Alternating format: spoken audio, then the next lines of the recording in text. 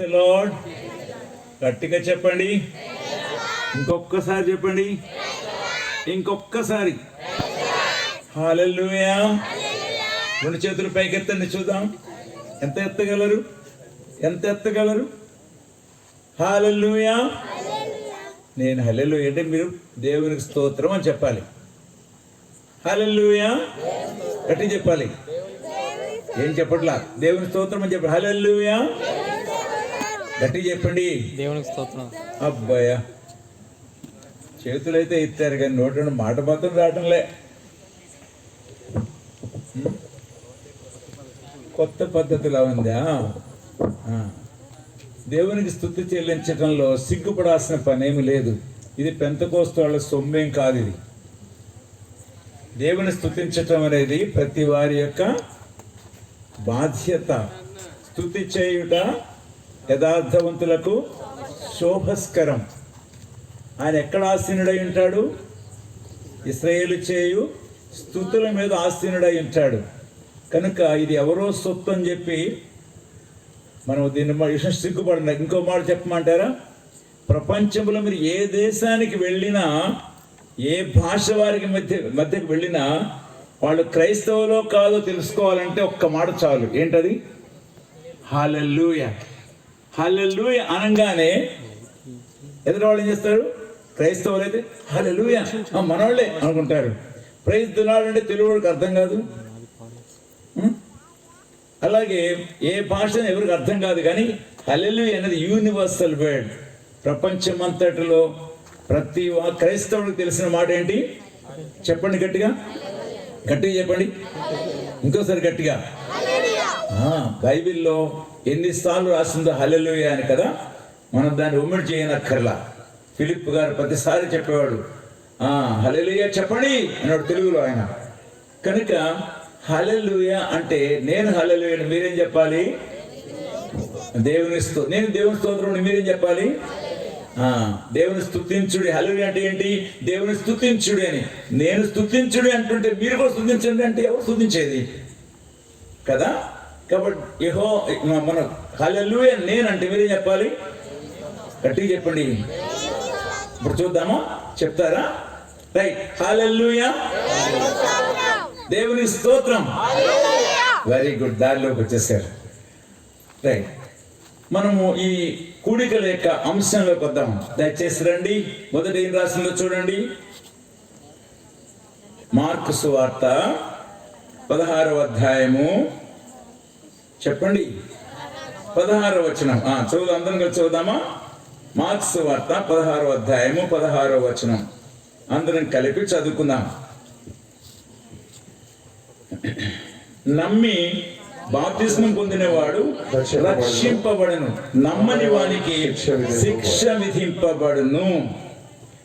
నమ్మి బాప్తిస్మం పొందిన వానికి వాడు రక్షణ పొందును, నమ్మని వానికి శిక్ష విధింపబడును. ఇక్కడ 3 సంగతులు స్పష్టంగా చెప్పబడుతున్నాయి. పరిశుద్ధాత్మ దేవుడు ఈ రాత్రి మన మధ్య తన స్వరాన్ని బలముగా వినిపించి తన నిత్యమైన కార్యాన్ని జరిగించుకొనును గాక. ఆమేన్. మొదటిగా, రక్షణ అనే పక్షికి 2 రెక్కలు ఉండాలి. పక్షి 2 రెక్కలు ఉంటేనే ఎగురుతుంది. ఆ 2 రెక్కలు ఏమిటి? రక్షణ అనే పక్షికున్న 2 రెక్కలు ఏమిటి? ఒకటి నమ్మిక, రెండోది బాప్తిస్మం. చెప్పండి, నమ్మిక, రెండోది బాప్తిస్మం. ఈ 2 ఉంటేనే రక్షణ అనే పక్షి, ఇక రక్షణ పొందిన వ్యక్తి తను ఎదగలడు, పరలోక అంతస్తుకి ఎదగలడు, క్రీస్తు యొక్క పరిమాణములు కానీ ప్రమాణములోనికి చేరుకోగలడు. ఆయన సంపూర్ణమైన సంకల్పంలోనికి తేబడిన వాడై ఆయనను పోలి నడుచుకునేందుకొరకై ఆత్మీయ జీవితంలో ఎదుగుచు ఆయన వంటి వాడు కాగలడు. ఈ 2 రెక్కలు లేకుండా ఈ రక్షణ అనే పక్షి ఎగరలేదు. రక్షణ పొందిన వ్యక్తి ఎదగలేడు. ఎందుకని?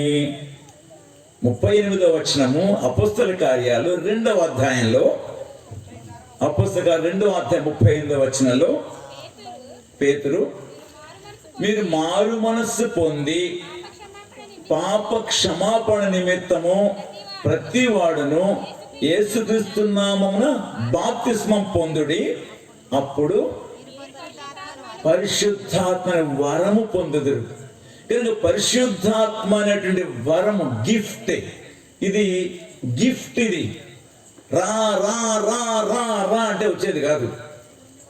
ఆత్మారా ఆత్మారా ఆత్మారా అని డ్యాన్స్ చేస్తే వచ్చేది కాదు. ఇది నమ్మి బాప్తిస్మం పొందినవాడు రక్షింపబడిన చెప్పినట్లుగా మారు మనస్సు పొంది పాప క్షమాపణతో ప్రతివాడు యేసుక్రీస్తు నామములో బాప్తిస్మం పొంది అప్పుడు పరిశుద్ధాత్మనే వరము పొందుదురు. మీరు బట్టల షాప్కి వెళ్తారు, అక్కలు బట్టల షాప్కి వెళ్తా ఉంటారు. బట్టల షాప్ ముందు బోర్డు పెట్టారనుకోండి, 3,000 ఖరీదు చేసే బట్టలు కొంటే మీకు ఒక సూట్ కేసు ఉచితం అని పెట్టారనుకోండి. ఇది ఒక లాటరీ టికెట్ మీకు ఉచితం, కారు బైక్ ఇవి పెడతారు, అక్కడ టీవీ అని పెడతారు. మీకు లాటరీ టికెట్ ఉచితం అన్నారు అనుకోండి, ఆ లాటరీ టికెట్ కొరకు ఆ సూట్ కేసు కొరకు ఏం చేస్తారండి? 3,000 తక్కువ కొనరు, ₹1 ఎక్కువే కొంటారు. కొన్న తర్వాత ఏం చేస్తారు? గిఫ్ట్ ఇవ్వాలా వద్దా? వాళ్ళు ఇవ్వకపోతే ఊరుకుంటారా? 3,000కి ₹1 ఎక్స్ట్రా కొన్నారు మీరు అంటే, అవును 3,000 నువ్వు అన్నావు కదా, ₹1 ఎక్స్ట్రా అయింది కదా, ఇవ్వు గిఫ్ట్ ఇవ్వు అంటారు. అంటారు అనరా అండి? చెప్పండి, అంటారు అనరా? సో ఇది డిమాండ్ చేసి తీసుకునేది, డిమాండ్ చేస్తాం మనం, గిఫ్ట్ ఇవ్వు అంటాం. యేసయ్య చెప్పాడు, లేక పేతురు గారు చెప్తున్నారు, మారు మనస్సు పొంది పాప క్షమాపణ నిమిత్త యేసుక్రీస్తు నామములో బాప్తిస్మం పొందుడి, అప్పుడు ఏమిస్తారండి? గట్టిగా చెప్పండి, అంతా చెప్పండి. పరిశుద్ధాత్మ వరం మీకు అనుగ్రహించబడుతుంది. Gift is a gift. నువ్వు దానికోసం అడగక్కర్లా, కనిపెట్టక్కర్లా, టారింగ్ మీటింగ్స్ అని కనిపెట్టే కుడికలని చెప్పనక్కర్లా. ఉపవాసం ఉండండి, అరవండి, కేకలేయండి, పరిశుద్ధం వచ్చేటట్టుగా అని మీరు ఎవరి మాటలు వినక్కర్లా. నేను రక్షించబడిన తర్వాత యేసుక్రీస్తు వారిని ఫిబ్రవరి 14వ తారీఖు 75వ సంవత్సరంలో యేసు ప్రభుని నమ్ముకున్నాను. నా విగ్రహారాధన అంతటిని విడిచి దేవుడు లేడని చెప్పడం నేర్చుకున్నాను. నేను థియరీ ఆఫ్ ఎవల్యూషన్ అంటారు, అంటే సృష్టి పరిణామ సిద్ధాంతం.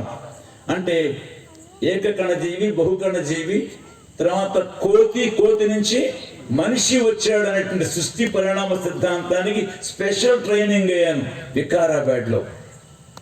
విజయవాడ నుంచి వికారాబాద్ వెళ్ళి ట్రైనింగ్ అయ్యి వచ్చాను దానికి. కోతి నుంచే మనిషి వచ్చాడు కానీ దేవుడు లేడు అనేది. ఎవడైనా దేవుడు ఉన్నాడు అంటే దేవుడా ఎలా ఉంటాడా? నల్లగా ఉంటాడా, తెల్లగా ఉంటాడా, పుల్లగా ఉంటాడా, తీగుంటాడా, లావుగుంటాడా, సన్నగా ఉంటాడా? బాబు నీకు దండం రా బాబు, నీ ప్రశ్న సమాధానం చెప్పలేము రావు అనేంతవరకు విసిగించేవాడిని. అంత భయంకరమైన దేవుడు లేడు అని చెప్పేదానికి బాగా నేర్చుకున్నా. ఆ దినాల గోరా అని నాస్తిక సమాజాన్ని స్థాపించాడు. గోరా మీరు వింటారు, డాక్టర్ లవణం, సమరం అని పేర్లు వింటారు ఇప్పుడు ఈ తరంలో ఉన్నవాడు. వాళ్ళ తండ్రి గోరా. విజయవాడ బిన్ జంక్షన్లో ఈ నాస్తిక మీటింగ్లు పెట్టేవాడు. ఆయన కూరగాయలు దండ వేసుకుంటాడు, పువ్వులు కాదు, కూరగాయలు దండ వేసుకుంటాడు. వచ్చిన వాళ్ళందరికీ ఆవు మాంసాన్ని చిన్న చిన్న ఉండలుగా వండి చిన్న ఉండలు చేసి అందరికి పంచుతాడు. అటువంటి నాస్తిక సమాజ కూడికలకు వెళ్తా వచ్చేవాడిని. ఎస్ఎఫ్ఐలో చాలా యాక్టివ్ మెంబర్ని, స్టూడెంట్ ఫెడరేషన్ ఆఫ్ ఇండియాలో చాలా యాక్టివ్గా పనిచేసేవాడిని. వీధుల్లో ఎస్ఎఫ్ఐకి చందాలు ఇవ్వండి అని సైకిల్ వెనక స్కూటర్ వెనక పరిగెత్తే చందాలు వసూలు చేసేటువంటి వాడిని. చాలా ఈ కుర్రాడు మంచి యాక్టివ్గా ఉన్నాడు మనకు అని చెప్పి స్పెషల్గా వాళ్ళ ఖర్చులతోనే తక్కువ టై కోటు వేసి వాళ్ళే తీసుకెళ్ళి ట్రైనింగ్ ఇప్పించారు. ఎక్కడ? వికారాబాద్లో. ఏమిటది? సృష్టి పరిణామ సిద్ధాంతం. ఇంతగా దేవుడు లేడని చెప్పిన నేను ఈరోజు దేవుణ్ణి గురించి ప్రకటించేందుకు గాను ప్రభు నన్ను ఏర్పాటు చేసుకున్నాడు. ఎంత అద్భుతమైన రక్షణ నాకు ఇచ్చాడు దేవుడు. ఎంతగా ఆయన తను ప్రత్యక్షపరుచుకున్నాడు. మొదటిగా నేను ఒక హిందువుని, విగ్రహారాధికుని, తర్వాత దేవుడు లేడని చెప్పేటువంటి నాస్తికుణ్ణి, కులము ఒక గజ్జి, మతం ఒక మత్తు అని చెప్తూ నవ సమాజాన్ని స్థాపిద్దామని చెప్పి SFIలో కేకలు వేస్తూ గేయాలు రాస్తూ విజయవాడ తిరుగుతూ వచ్చిన వాడిని, ఇటువంటి వాడిని విశాఖపట్నం వచ్చిన తర్వాత ఇక చచ్చిపోదాం అనుకున్న సమయం, 20 సంవత్సరాల వయస్సు నాకప్పుడు. నేను కర్రసాములో 16 షో గేమ్స్ నేర్చుకున్నాను. చాలా బాగా తిప్పుతాను, ఇప్పుడు కాదండి, అప్పుడు. విజయవాడ కర్రసాము నేర్చుకున్నా. కమ్యూనిస్ట్ పార్టీలో ఎదుటవాడు దెబ్బ కూడా ఎలా తప్పుకోవాలి, వీళ్ళు కూడా దెబ్బ నేర్పిస్తారు. అవన్నీ నేర్చుకున్నా. కానీ నాకు శాంతి లేదు, సంతోషం లేదు. నేను చచ్చిపోతే నరకానికి పోతాననే భయం నన్ను వెంటాడుతోంది. ఒకవేళ దేవుడు అంటూ ఉంటే నరకం ఖచ్చితంగా ఉంటుంది కనుక నేను దేవుడు లేడని చెప్తున్నా, మరి ఉంటేనో? ఇది నా ప్రశ్న. బయట అందరికి గట్టిగా వాదిస్తా దేవుడు లేడు అని, కానీ లోపల భయం. ఒకవేళ ఉంటేనో? ఆయనంటూ ఉంటే ఖచ్చితంగా నరకం ఉంటుంది. నరకం ఉంటే నేను ఫస్ట్ మెంబర్ నేనే. కానీ ఎక్కువ కాలం బతికితే ఎక్కువ పాపాలు చేస్తాను. యమధర్మరాజు యమపాశం తీసుకొస్తాడు, యమకింకరులు ఆ శూలాలు పట్టుకొస్తారు, నన్ను తీసుకుపోతారు, యమగుండంలో పడేస్తారు, నూనెగానుగులో వేపుతారు, రంపాలతో కోస్తారు. అచ్చ బాబోయ్, నేను ఆ బాధ భరించలేను. కాబట్టి తొందరగా చచ్చిపోతే ఆ శిక్షణ తప్పుతుంది అని చనిపోవటానికి గాను వెతుక్కుంటున్నాను. ఎన్ని నిద్ర మాత్రలు మింగితే చచ్చిపోగలనో తెలుసుకొని వాటి కోసం నేను సంపాదించుకుంటున్నా. నెమ్మది లేదు, సంతోషం లేదు. ఎప్పుడు చచ్చిపోవాలా అనుకుంటున్నాను. నాకేం తక్కువ లేదు. సెంట్రల్ గవర్నమెంట్, కేంద్ర ప్రభుత్వం మంచి ఉద్యోగం నాకుంది, మంచి ఆదాయం ఉంది, పెండ్లి కాలే, నాకు యవ్వనంలో ఉన్నాను, మంచి బలంగా కూడా ఉండేటట్టు వాడిని. కానీ నా భయం చచ్చిపోతే నరకానికి పోతానని. కానీ ఈ భయాన్ని నుండి తప్పించుకోవడానికే విపరీతమైన ప్రవర్తన, చెడు అలవాట్లు అభ్యాసం చేసుకోవడానికి ప్రయత్నం చేస్తూ వచ్చిన సమయాల్లో నా యేసయ్య నన్ను పట్టుకున్నాడు. హల్లెలూయా, హల్లెలూయా. ఆనాడు నా యేసయ్య పట్టుకుని ఉండకపోతే ఫిబ్రవరి 14, 75వ సంవత్సరం నా జీవితంలో ఒక పండుగ దినం. అది నా జీవితానికి అద్భుతమైన మార్పు తెచ్చిన రోజు. అప్పటి నుంచి ఇక యేసయ్య నా పాపాలు క్షమించాడని సంతోషం పొందిన తర్వాత ఇక నాకు ఏ సంఘం భేదాలు తెలియవు. నాకు లూథరన్ తెలీదు, RCM తెలీదు, పెంతెకోస్తు ఇక ఏం తెలియదు. నాకు కొత్తోడిగా, కొత్త బిచ్చగాడు, పొద్దురగడగా. కాబట్టి కనబడిన ప్రతి చర్చికి దూరిపోయేవాడిని. రోమన్ క్యాథలిక్ ఒకసారి పాదర్ గారు మీటింగ్ ఎప్పుడో అడుగుతున్నాడు. ఎవడు నన్ను అడుగుతున్నాడు, వీడు చెప్పరా అన్నాడు. ఎవరు నువ్వు పక్కవాడిని, వెళ్ళు పాదర్ గారిని అడుగుతాడు వీడు. ఆయన అడగకూడదా? నాకు తెలియదు ఆ విషయం. మరి ఏ చర్చో తెలియదు నాకు. అలాంటి పరిస్థితులు తిరుగుతున్న సమయంలో ఈ పరిశుద్ధాత్మ పొందాలి అంటే ఏం చేయాలి అనేది ఒక ప్రశ్న అయింది. ఇద్దరు మా ఇంటికి వచ్చేవాళ్ళు. ఒక తెల్లగా ఉంటాడు పావులని, నల్లగా ఉంటుంది గ్లోరీ అని. పేర్లు కూడా వేరండి. పేరు గ్లోరీ కానీ నల్లగా ఉంటుంది ఆమె.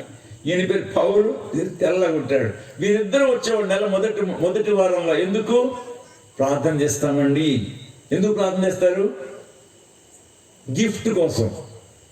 అని ప్రార్థన చేసి గిఫ్ట్ ఇవ్వాలి. ప్రార్థన ఏమని చేసేవాడు? ప్రభువా వీరిని రక్షించుకున్నావు, నీ ఆత్మను కూడా ఇవ్వండి అని ప్రార్థన చేసేవాడు.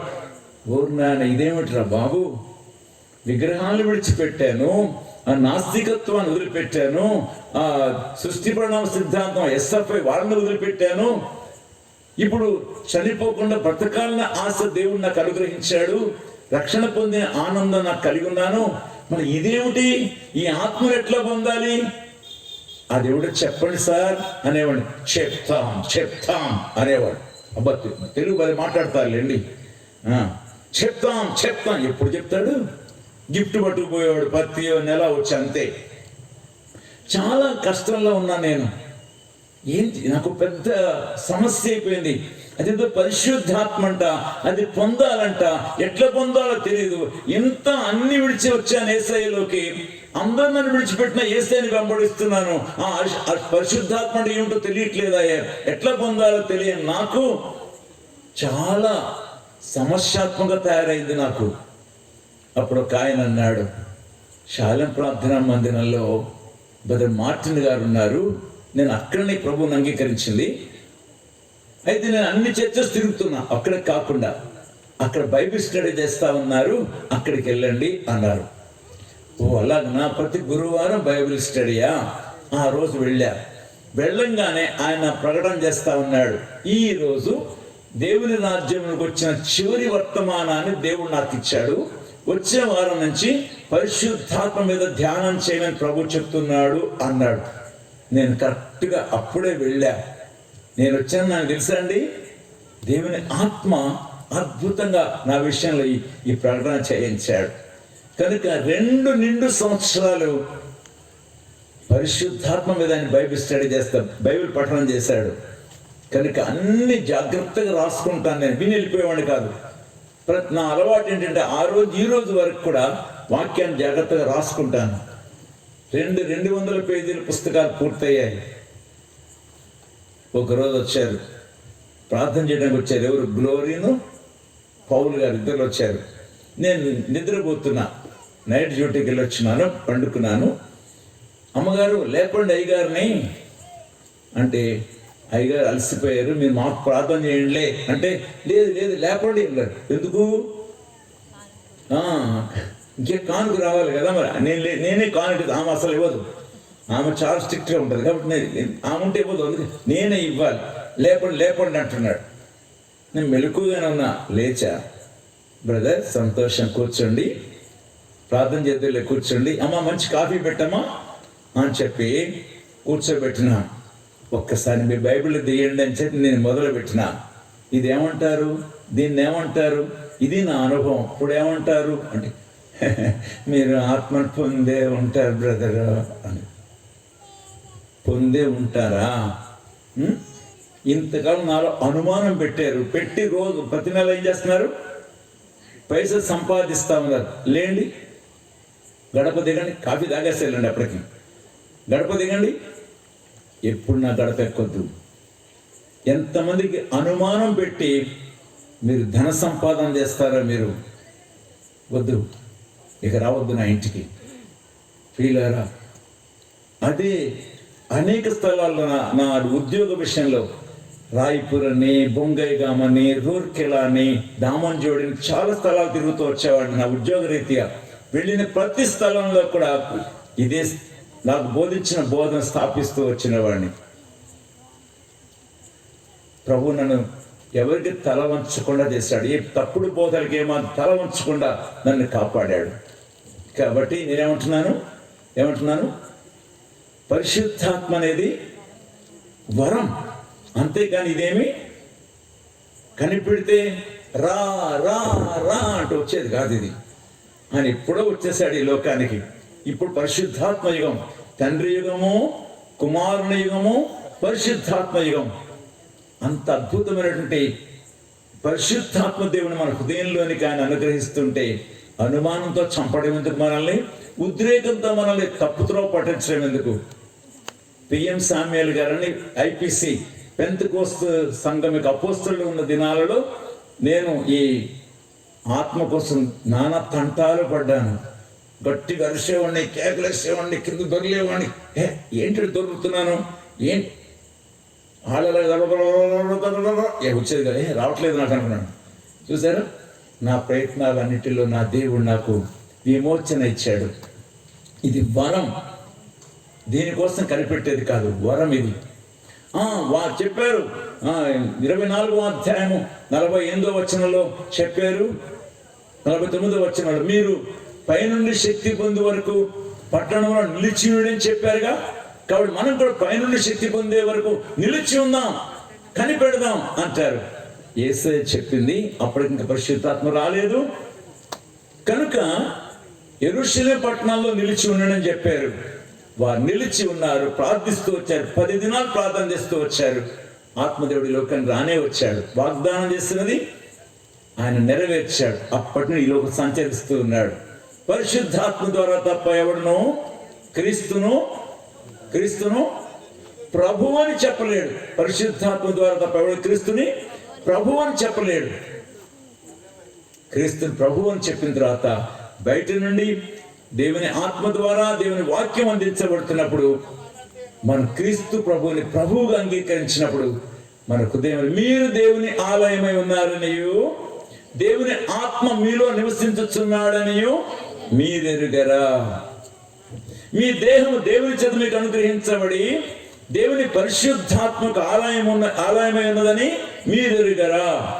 1 కొరింథీ 3:16, 1 కొరింథీ 6:19 వచనాలు. కనుక పరిశుద్ధాత్మ దేవుని యొక్క ఆనందాన్ని మనకు దేవుడు అనుగ్రహించాడు.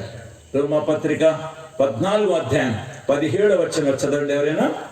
14:17 దేవుని రాజ్యం అమ్మా భోజనమును పానమును కాదు గాని నీతియు సమాధానమును పరిశుద్ధాత్మయందలి ఆనందమునయ్యున్నది. కనుక పరిశుద్ధాత్మ ఆనందాన్ని దేవుడు మనకు అనుగ్రహిస్తూ వచ్చాడు. కనుక పరిశుద్ధాత్మను కలిగి ఆయన యందు ఆనందిస్తూ ఆయన స్వరాన్ని వింటూ ఆయన సన్నిధిలో ఆనందించే భాగ్యాన్ని మనకు అనుగ్రహిస్తూ ఉన్నాడు. ఎంత ఆనందం ప్రియులారా, ఆనందం, ఎంత ఆనందం. కనుక ఆనందము ప్రభు నా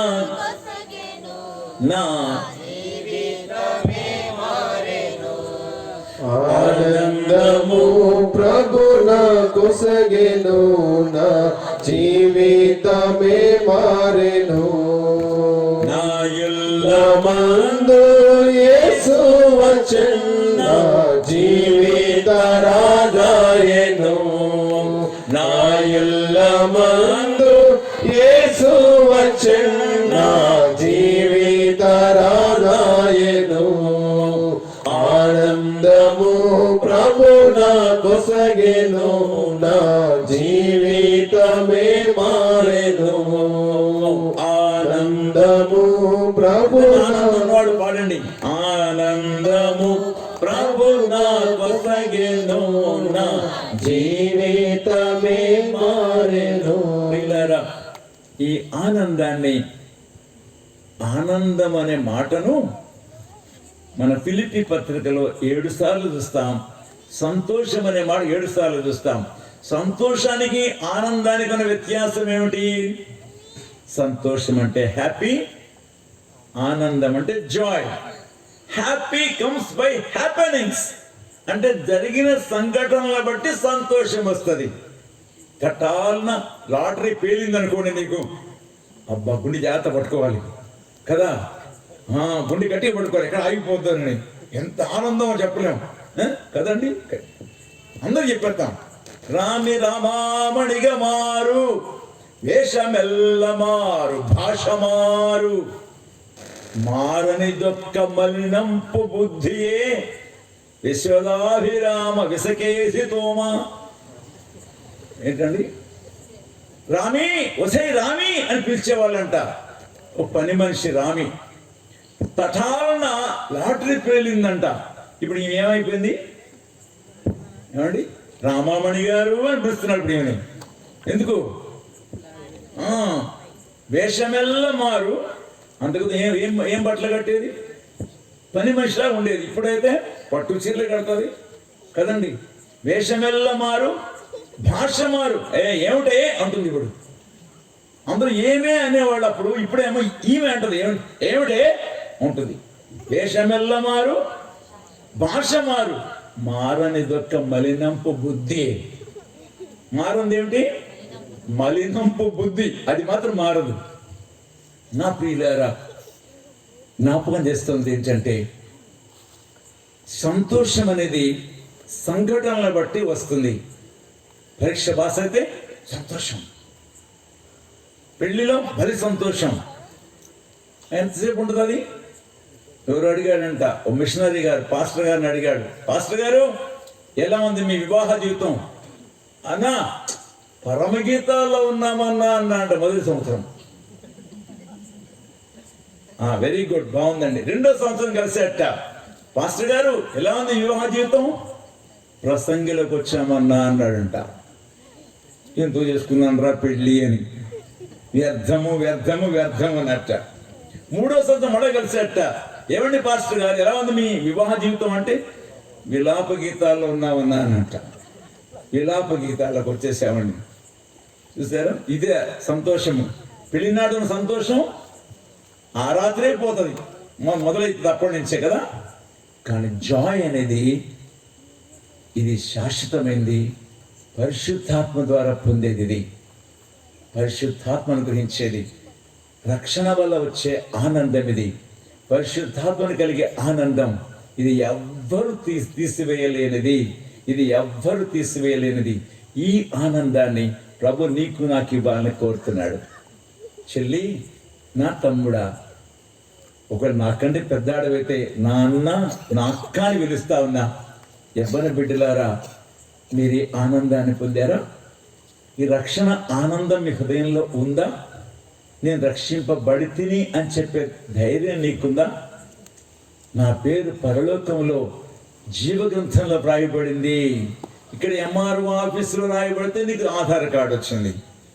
నీకు పరలోకంలో జీవగ్రంథంలో, గొర్రెపిల్ల జీవగ్రంథంలో అని పేరు రాయబడితే పరలోక పౌరసత్వం వస్తుంది.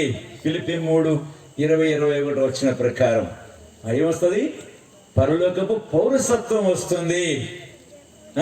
నువ్వు ఎప్పుడైతే ఆ పౌరసత్వాన్ని కలిగి ఉంటావో నీవు యేసుక్రీస్తు ప్రభువారు ఉండే ఆ పరలోకంలో నీకోసం ఒక ఇల్లు కట్టబడుతుంది. 14వ అధ్యాయంలో 3వ వచనం, నా తండ్రి ఇంట అనేక నివాసములు కలవు, లేని వాళ్ళ మీతో చెప్పదు. కనుక నీ పేరు అక్కడ రాయబడింది కనుక నీకు పరలోక పౌరసత్వం ఉంది కనుక నీ కొరకు ఒక ఇంటిని యేసయ్య కడుతున్నాడు. నాకై యేసు కట్టెను సుందరము బంగారిల్లు, నాకై యేసు కట్టెను సుందరము బంగారిల్లు, కన్నీరును కలతలు లేవు, యుగ యుగములు పరమానందము. కన్నీరును కలతలు లేవు, యుగ యుగములు పరమానందం. ఎంత సంతోషం! యేసయ్య మనకేముంటుందండి? పరలోకంలో నేను ఒక ఇల్లు కట్టుకున్నా. ఇప్పుడు కాదండి, నిరక్షించబడిన దినాల్లో కొత్తలో మేమిద్దరం ఉద్యోగాలు చేసేవాళ్ళం కనుక నాకు 2 ఇళ్ళు ఉండేవి. ఒకటి నా ఇష్ట ప్రకారం కట్టుకున్న ఇల్లు, ఇంకోటి మా కంపెనీ సొసైటీ దగ్గర కట్టబడిన స్టీల్ ప్లాంట్ దగ్గర మరొక 2 ఇళ్ళు ఉండేవి నాకు. సరే, మొదటి ఈ ఇల్లు కట్టుకున్న తర్వాత, ప్రభా ఇంటి మీద ఒక వాక్యం రాయాలనుకుంటున్నాను, ఏం రాయమంటారు ప్రభు అని అడిగాను ప్రభుని. ప్రభు అన్నారు, నా తండ్రి ఇంట అనేక నివాసములు కలవు అని రాయమన్నాడు. ఏం రాయమన్నాడు? నా తండ్రి ఇంట అనేక నివాసములు కలవు అని రాయమన్నాడు. నా భార్య పిలిచాను, అమ్మాయి అయిపోయింది మన పని, ఈ ఇల్లు మనకు ఉండదంట, ఆ పరలోకి ఇల్లే మనకంటే ఇక్కడ ఉండదంట. కరెంటు మీటర్ వచ్చింది, 2 అనే అంకె అలాగే ఉంది, ఖాళీ చేయన్నాడు యేసయ్య. సేవకు పిలిచేశాడు. కాబట్టి నాకున్నవన్నీ నా దేవునికి ఇచ్చి కట్టుబట్టలతో నేను, నా భార్య, 4 పిల్లలతో సేవకు వచ్చాను. 2 విశ్వాసం గల సంఘంలోకి వచ్చాను. ఎంతమంది విశ్వాసులు అండి? మేము 7. నేను, నా తల్లి, నా భార్య, 4 పిల్లలు. సంఘం 2 జేకబు, విశ్వనాథం 2. భలే బాగుంటుంది కదా. సంఘం కంటే మా కుటుంబం పెద్దది కదా. అద్భుతాలు దేవుడు చేశాడు, ఆశ్చర్యాలు దేవుడు చేశాడు. వివిధమైన ఆహారాలు అన్నీ ఉంటే తినే ఆహారం వేరు, కానీ మేము ఉడతలు తిన్నాం, చిలకలు తిన్నాం, జొన్నలు తిన్నాం, ములక్కాయలు తిన్నాం. ఒకటేంటండి, రకరకాల ఫుడ్. దేవుడు ఆ దినానికి ఏమి ఇస్తే అదే. అలాగే మేము విజయనగరంలో 10 సంవత్సరాలు సేవ చేశాం. 7 అద్భుత సంఘాలు దేవుడు ఇచ్చాడు నాకు. మందిరాలు కట్టేశాను. 10 సంవత్సరాల్లో 7 సంఘాలు, మందిరాలు కూడా కట్టేశాను. అంత అద్భుతంగా దేవుడు ఆశ్చర్యకార్యాలు చేశాడు, అద్భుతాలు చేశాడు. ఆ తర్వాత అరకు వ్యాలీకి తెచ్చాడు, సమస్యల్లోకి తెచ్చి తన కార్యాలు నెరవేర్చుకున్నాడు దేవుడు. ఏనేం చెప్తున్నానంటే దేవునిలో ఉండే ఆనందం. నా నలుగురు పిల్లలు అనేవాడు, డాడీ మీరు ఉద్యోగం చేస్తున్నప్పటికంటే, మీరు విమానం ఎక్కి టూర్లకు వెళ్ళేటువంటి ఆ దినాల కంటే ఇప్పుడు మేము ఆనందంగా ఉన్నామని. ఎప్పుడు ఏమీ లేనప్పుడు. నా కొడుకు వంటగదిలోకి వెళ్ళేవాడు, చూసేవాడు, అక్క అనేవాడు, అంటే కొంచెమే ఉంది సర్దుకోవాలి మనము అని. ఒక్కోసారి అక్క అంటే మాకు తృప్తిగా తినొచ్చు అనేవాడు. ఇంకొకసారి ఏమో అనేవాడు, ఇవాళ ఏమి లేదని కూర్చొని పాటలు పాడుతున్నాడు. నా కొడుకేమో డబ్బాలు పట్టుకుని కొడుతూ ఉండేవాడు. డబ్బాలు పట్టుకుని ఈయన ప్యాడ్లు కొడుతున్నాడే, వాడికి డబ్బాలే ప్యాడ్లు వాడికి. నా కూతురేమో హార్మోనియం వాయించేది, నా పెద్ద కూతురేమో పాటలు పాడేది. ఇక వీళ్ళు పాటలు పాడతా స్టేజ్ మీద కూర్చొని పాటలు పాడుతూ ఉండేవాడు. నేను ప్రభు జ్ఞాపకం చేసుకొని, నేను నా పిల్లలకి ఏమి లేదు, నాకు లేకపోయినా పని లేదు, నా పిల్లలకి లేదు, ఆయన ప్రార్థన చేస్తున్నాడు. ఖచ్చితంగా 12 ఆ టైంకి గేటు దగ్గర స్టీవెన్ అన్నా అని అరిపినపడేది. డాడీ ఏలియా కాకొచ్చింది అనేవాడు. ఏలియా కాకొచ్చింది డాడీ అనేవాడు. బయటకు వచ్చేవాడిని, అన్నా దేవుడు గుద్దేస్తున్నాడన్నా, పో స్టీవెన్ అందరి పో అంటున్నాడన్నా అని పెద్ద మూట మోసుకొచ్చేవాడు. టక్ వేసుకుని మూట మోసుకొచ్చేవాడు ఒక ఆయన. అది విప్పితే స్వీటు, హాటు, అరటిపళ్ళు, బియ్యము, ఉప్పు, చింతపండు, ఉల్లిపుల్లి అన్నీ ఉంటాయి ఆ మూటలో. అతని పెట్టాని మాదిరి ఏమి ఉండేది కాదు. ఆ పళ్ళు తినేసి వెళ్ళిపోయేవాడు. అలాగా ఆశ్చర్యంగా దేవుని కార్యాలు చేశాడు, ఆశ్చర్యమైన కార్యాలు చేశాడు. ఏ దినము కూడా మేము అంటే 2 సంవత్సరాల వరకు నిండు రేషన్ తెచ్చుకున్న రోజు లేదు, కానీ ప్రతిరోజు అద్భుతాలు దేవుడు చేశాడు. ఒకరోజు నాకు కూతురు అంది, డాడీ ఎన్ని తినాలనిపిస్తుంది, చాలా రోజులు అయిపోయింది నాన్ వెజిటేరియన్ తినాలని. దేవుడు ఇస్తాడులే అమ్మా అన్న. రాత్రి ఉదయకాలం నా కూతురు అంటుంది, డాడీ ఇవాళ అన్ని మనకి అంది. ఏమ్మా ఏంటది? డాడీ మనం ఎలకల బోన్లు గోడ మీద పెట్టాం కదా, దాన్ని ఉడత పడింది డాడీ. ఉడతను చక్కగా కాల్చి పెట్టాడు. ఎక్కడో ఎవరో కూడా చిల్లకలు వచ్చి పడేది 5. కానీ ఆశ్చర్యంగా ఒక రోజైతే చేపలు తినాలనిపిస్తుంది, దేవుడు ఇస్తాడులే మన. ఉదయాన్నే మా మందిరం ప్రక్కన ఒక హాస్టల్ ఉండేది, బీసీ హాస్టల్ ఉండేది. పిల్లలు అందరూ కూడా తెల్లవారే ఆంటీ ఆంటీ అని అరుస్తూ ఉన్నారు. ఏమిట్రా అంటే వాడు చొక్కాలు లేవు, వాళ్ళకి నిక్కర్లే వేసుకున్నారు, చొక్కాలే మూటలు కట్టారు. ఏమిట్రా ఆకారాలు అంటే, ఆంటీ ఆంటీ గాజుల దగ్గర చెరువు కొట్టేసింది, చేపలన్నీ కొట్టుకొచ్చేస్తా ఉన్నాయి, మా చొక్కాలు అడ్డం పెట్టాం. ఎన్ని చేపలు? 1, 2 ఏం చేసుకోవాలి మేము? అట్లా దేవుడు ప్రతి కోరికను, ప్రతి అవసరాన్ని అద్భుతంగా తీరుస్తూ వచ్చాడు. అవి చూసి, ఆ అద్భుతాలు చూసి నా 4 పిల్లలు సేవకు వచ్చారు. హల్లెలూయా. గట్టిగా చెప్పండి ఒకసారి, దేవుడి స్తోత్రం అని చెప్పండి. హల్లెలూయా. అలవాటు పడండి కొంచెం. కనుక దేవుడి అద్భుతాలు చూసి నా పిల్లలు సేవకు వచ్చారు.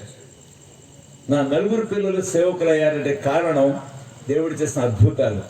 కొంతమంది పిల్లలు అంటారు, మా నాన్న అమ్మ కష్టాలు చూసి నేను సేవకు రావడం ఇష్టం లేదు అంటారు. కష్టాల కాదు, అద్భుతాలు. దేవుడు ఏం చేస్తాడండి? అద్భుతాలు, ఆశ్చర్యకార్యాలు చేస్తాడు. అవి కష్టాలు కాదు, ఆయన నిజ శక్తిని నిరూపించే సమయాలు అవి. కనుక ఆనందం ఎక్కడుంటుందండి? ఆయనలో ఉండే ఆనందం. దేవుని ఆత్మ మనకిచ్చే ఆనందం, శ్రమలలో ఆనందం, నిందలలో ఆనందం, కరువులో ఆనందం. ఇది రక్షణ వల్లనే సాధ్యం. రక్షణ పొందకపోతే, అనగా నీ పాప క్షమాపణ నిమిత్తమై నువ్వు బాప్తిస్మం పొంది ఉండకపోతే నీకు పరిశుద్ధాత్మ అనుగ్రహించబడదు, నీవు ఆనందాన్ని కలిగి ఉండలేవు. కాబట్టి ఈ రాత్రికాల సమయంలో నా ప్రియమైన సహోదరి, నా సహోదరులారా, ఈ రక్షణ ఆనందాన్ని కలిగి ఉన్నావా? Do you have the experience of salvation? రక్షణ ఆనందాన్ని నిజంగా కలిగి ఉన్నావా? లేకుంటే ఈ రాత్రి దేవునికి రక్షణ ఇవ్వాలని కోరుతున్నాడు. హెబ్రీ పత్రిక 2వ అధ్యాయానికి రండి.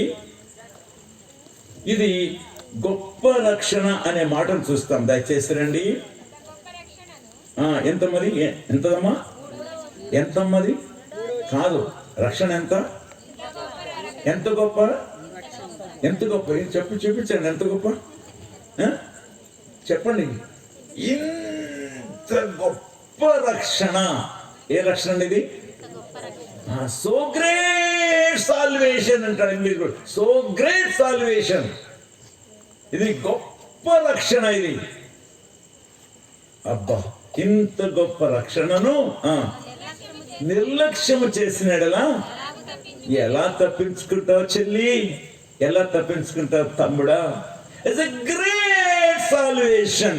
దీన్ని నువ్వు కాదనుకుంటే, నిర్లక్ష్య పెడితే, you cannot escape the hell fire. నువ్వు నరకాగ్ని తప్పించుకోలేవు, అగ్నిగుండాన్ని తప్పించుకోలేవు. It's very essential for everyone to have the salvation of God. దేవుడికి గొప్ప రక్షణ అనేది నీకు అవసరం. ఇది లేకపోతే అగ్నిగుండం, ఆహుతి అవ్వాల్సిన పాతాళం, ఆ మట్టు లేని గోయి, మృతుల లోకం, అగ్ని ఆరదు, పురుగు చావదు, ఏడ్పును పండు కొరుకుటై ఉండేటువంటి ఆ భయంకరమైనటువంటి అగ్నిగుండానికి వెళ్తాం. నువ్వు సిద్ధమా? సిద్ధమే అందామా? జగన్ గారు సిద్ధమే అన్నట్టుగా మనం అందామా? సిద్ధమా? సిద్ధమా? ఏం సభలు అండి? సిద్ధం సభలు, సిద్ధం సభలు. మేము సిద్ధమే అన్నారంట వాళ్ళు. నువ్వు సిద్ధమేనా? దేనికి సిద్ధం? దేనికి సిద్ధం? నరకానికా? ఆయన ఎవరు అన్నట్లే. ఎక్కడికి పోతారు? పరలోకానికి పోతావా, నరకానికి పోతావా అంటే, నేను నరకానికి వెళ్తాను సార్ అన్నాడట. ఏమిరా అంటే, ఏమండో అక్కడ పెద్ద పెద్ద సినిమా యాక్టర్లు ఉంటారండి, పెద్ద పెద్ద పొలిటికల్ పిఎం గారు, ఎవరైనా అక్కడ పెద్ద పెద్ద నాయకులు ఉంటారండి. వాళ్ళు ఇక్కడ చూడలేం, అక్కడ చూడొచ్చు అన్నారు. ఏం చూస్తారండి అక్కడ? ఏం చూస్తారు? ఇక్కడ రంగు పూసుకొని దింతలేసే ఈ యాక్టర్లు అక్కడ ఎలా ఉంటారండి? ఎలా ఉంటారు? ఈ రంగులు అవి ఉంటాయి అక్కడ. ఏమన్నా స్టూడియో ఏంటి, కెమెరాలు అన్నీ ఉంటాయి అక్కడ. ఏముంటాయి అక్కడ? ఏడ్పును పండ్లు కొరుకుటయ్యే ఉండెను. ఆ ధనవంతుడు 16వ అధ్యాయం లూకాసు వార్తలో, ఆ ధనవంతుడైన వాడు ప్రతి దినము సంతోషపడుతూ వచ్చాడు, ఊదారంగ వస్త్రాలు వేసుకుంటూ వచ్చాడు.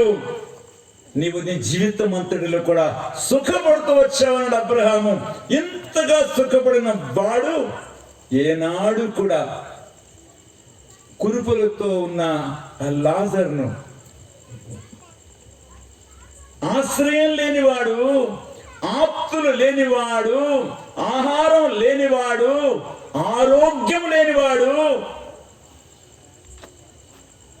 ఒక్క రొట్టె ఒక ఇష్టపూర్వకంగా ఇచ్చారు. ఒక మందు బిళ్ళ, కురుపులు చీము గారుతున్నాయిరా, ఈ మందు రాసుకోరా అని ఒక్క ఆయింట్మెంట్ ఇచ్చారు గడు. ఏమండి, ఏ రోజు అరే ఈ బట్ట కప్పుకోరా, చలేస్తుందేమో లేరా, నా పాతదాన్ని ఇవ్వండిరా, నా చిరిగిపోయిందని ఇవ్వండిరా అని ఏ రాజు వాళ్ళే. తన కళ్ళ ముందు బొమ్మ ముందు పడి ఉన్న ఈ లాజర్ను చూస్తా వచ్చాడు. నా ముందు రావాకు ఆయన ఎన్నిసార్లు అన్నాడు. ఆయన వస్తుంటే దాక్కునేవాడేమో ఈ లాజరు. ప్రియులారా, వీడికున్న ధన గర్వం, వీడికున్న కుల గర్వం, వీడికున్నటువంటి సౌందర్య గర్వం కావచ్చు, లేక బలగం, తన చుట్టూ ఉన్న బంధువుల గర్వం కావచ్చు. ఏ గర్వం ఉందో ఏనాడు పూర్తిగా ఒక్క రొట్టె ముక్క వాడికి వేయలే.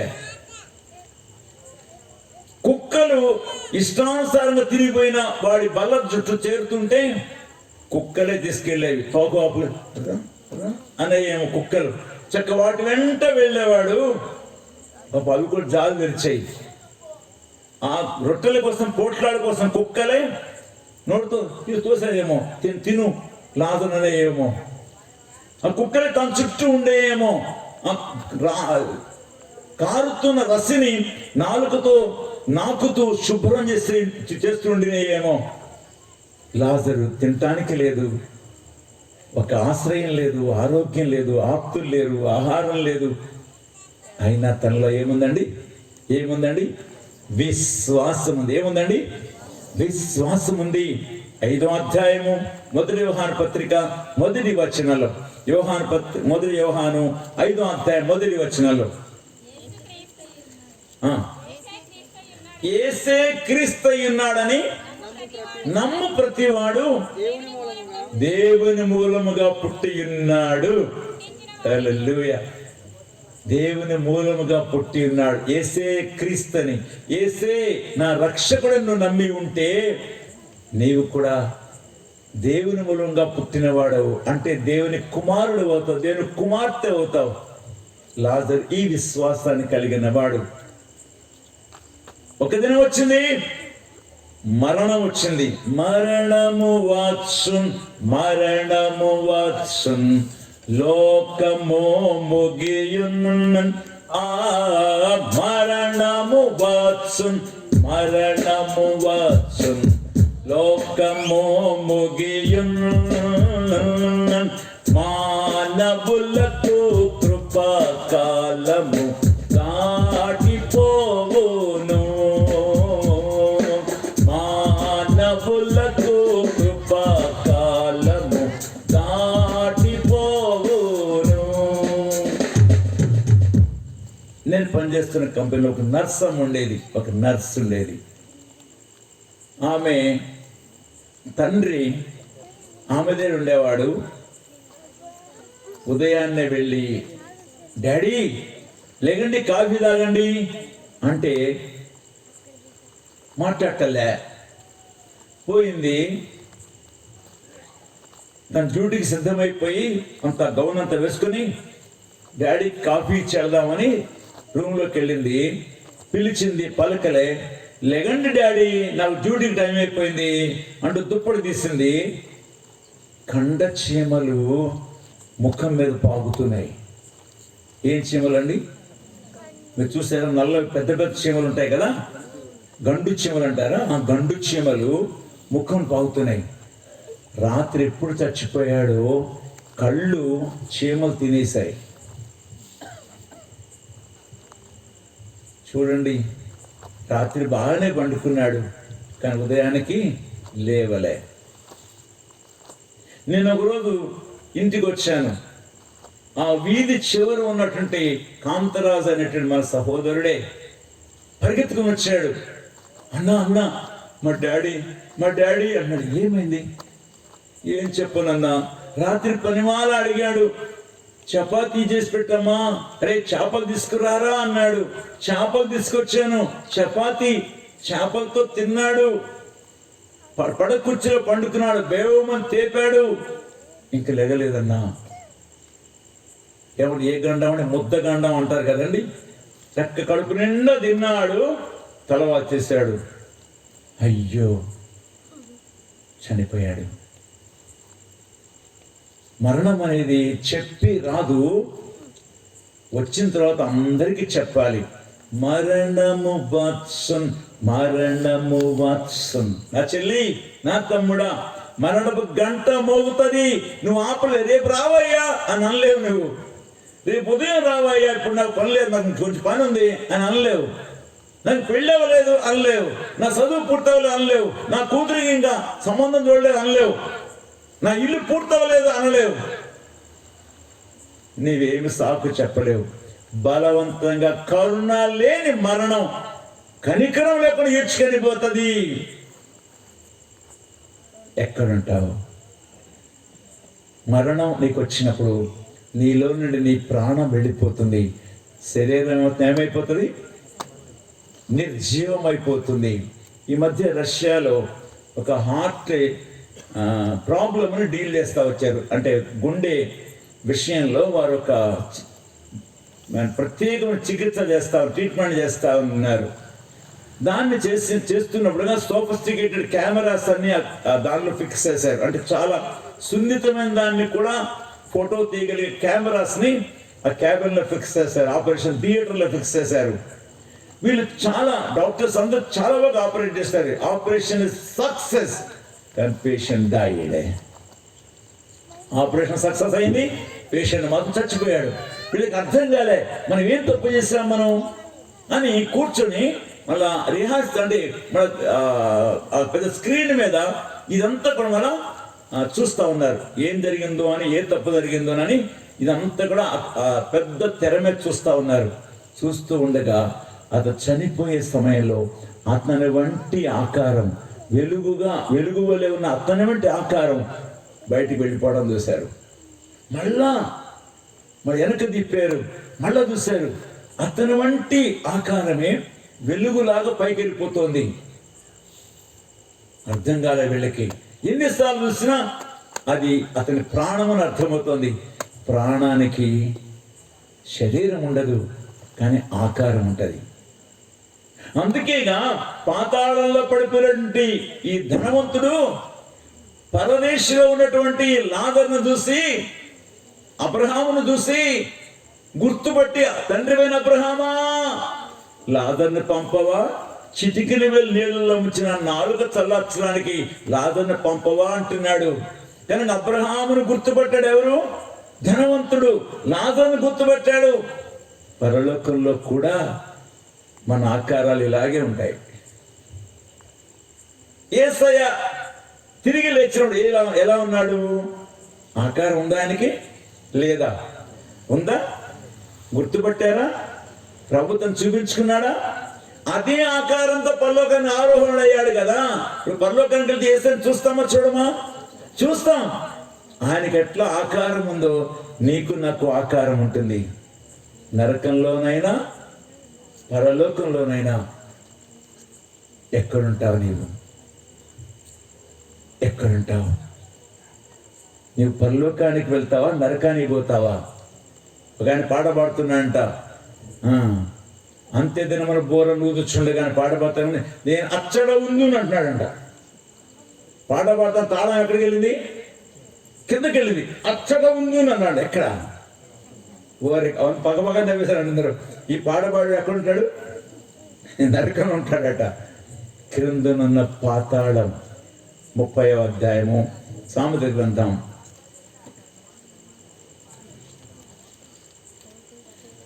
సామెతల గ్రంథం 30వ అధ్యాయము 16వ వచనం చూడండి అమ్మా.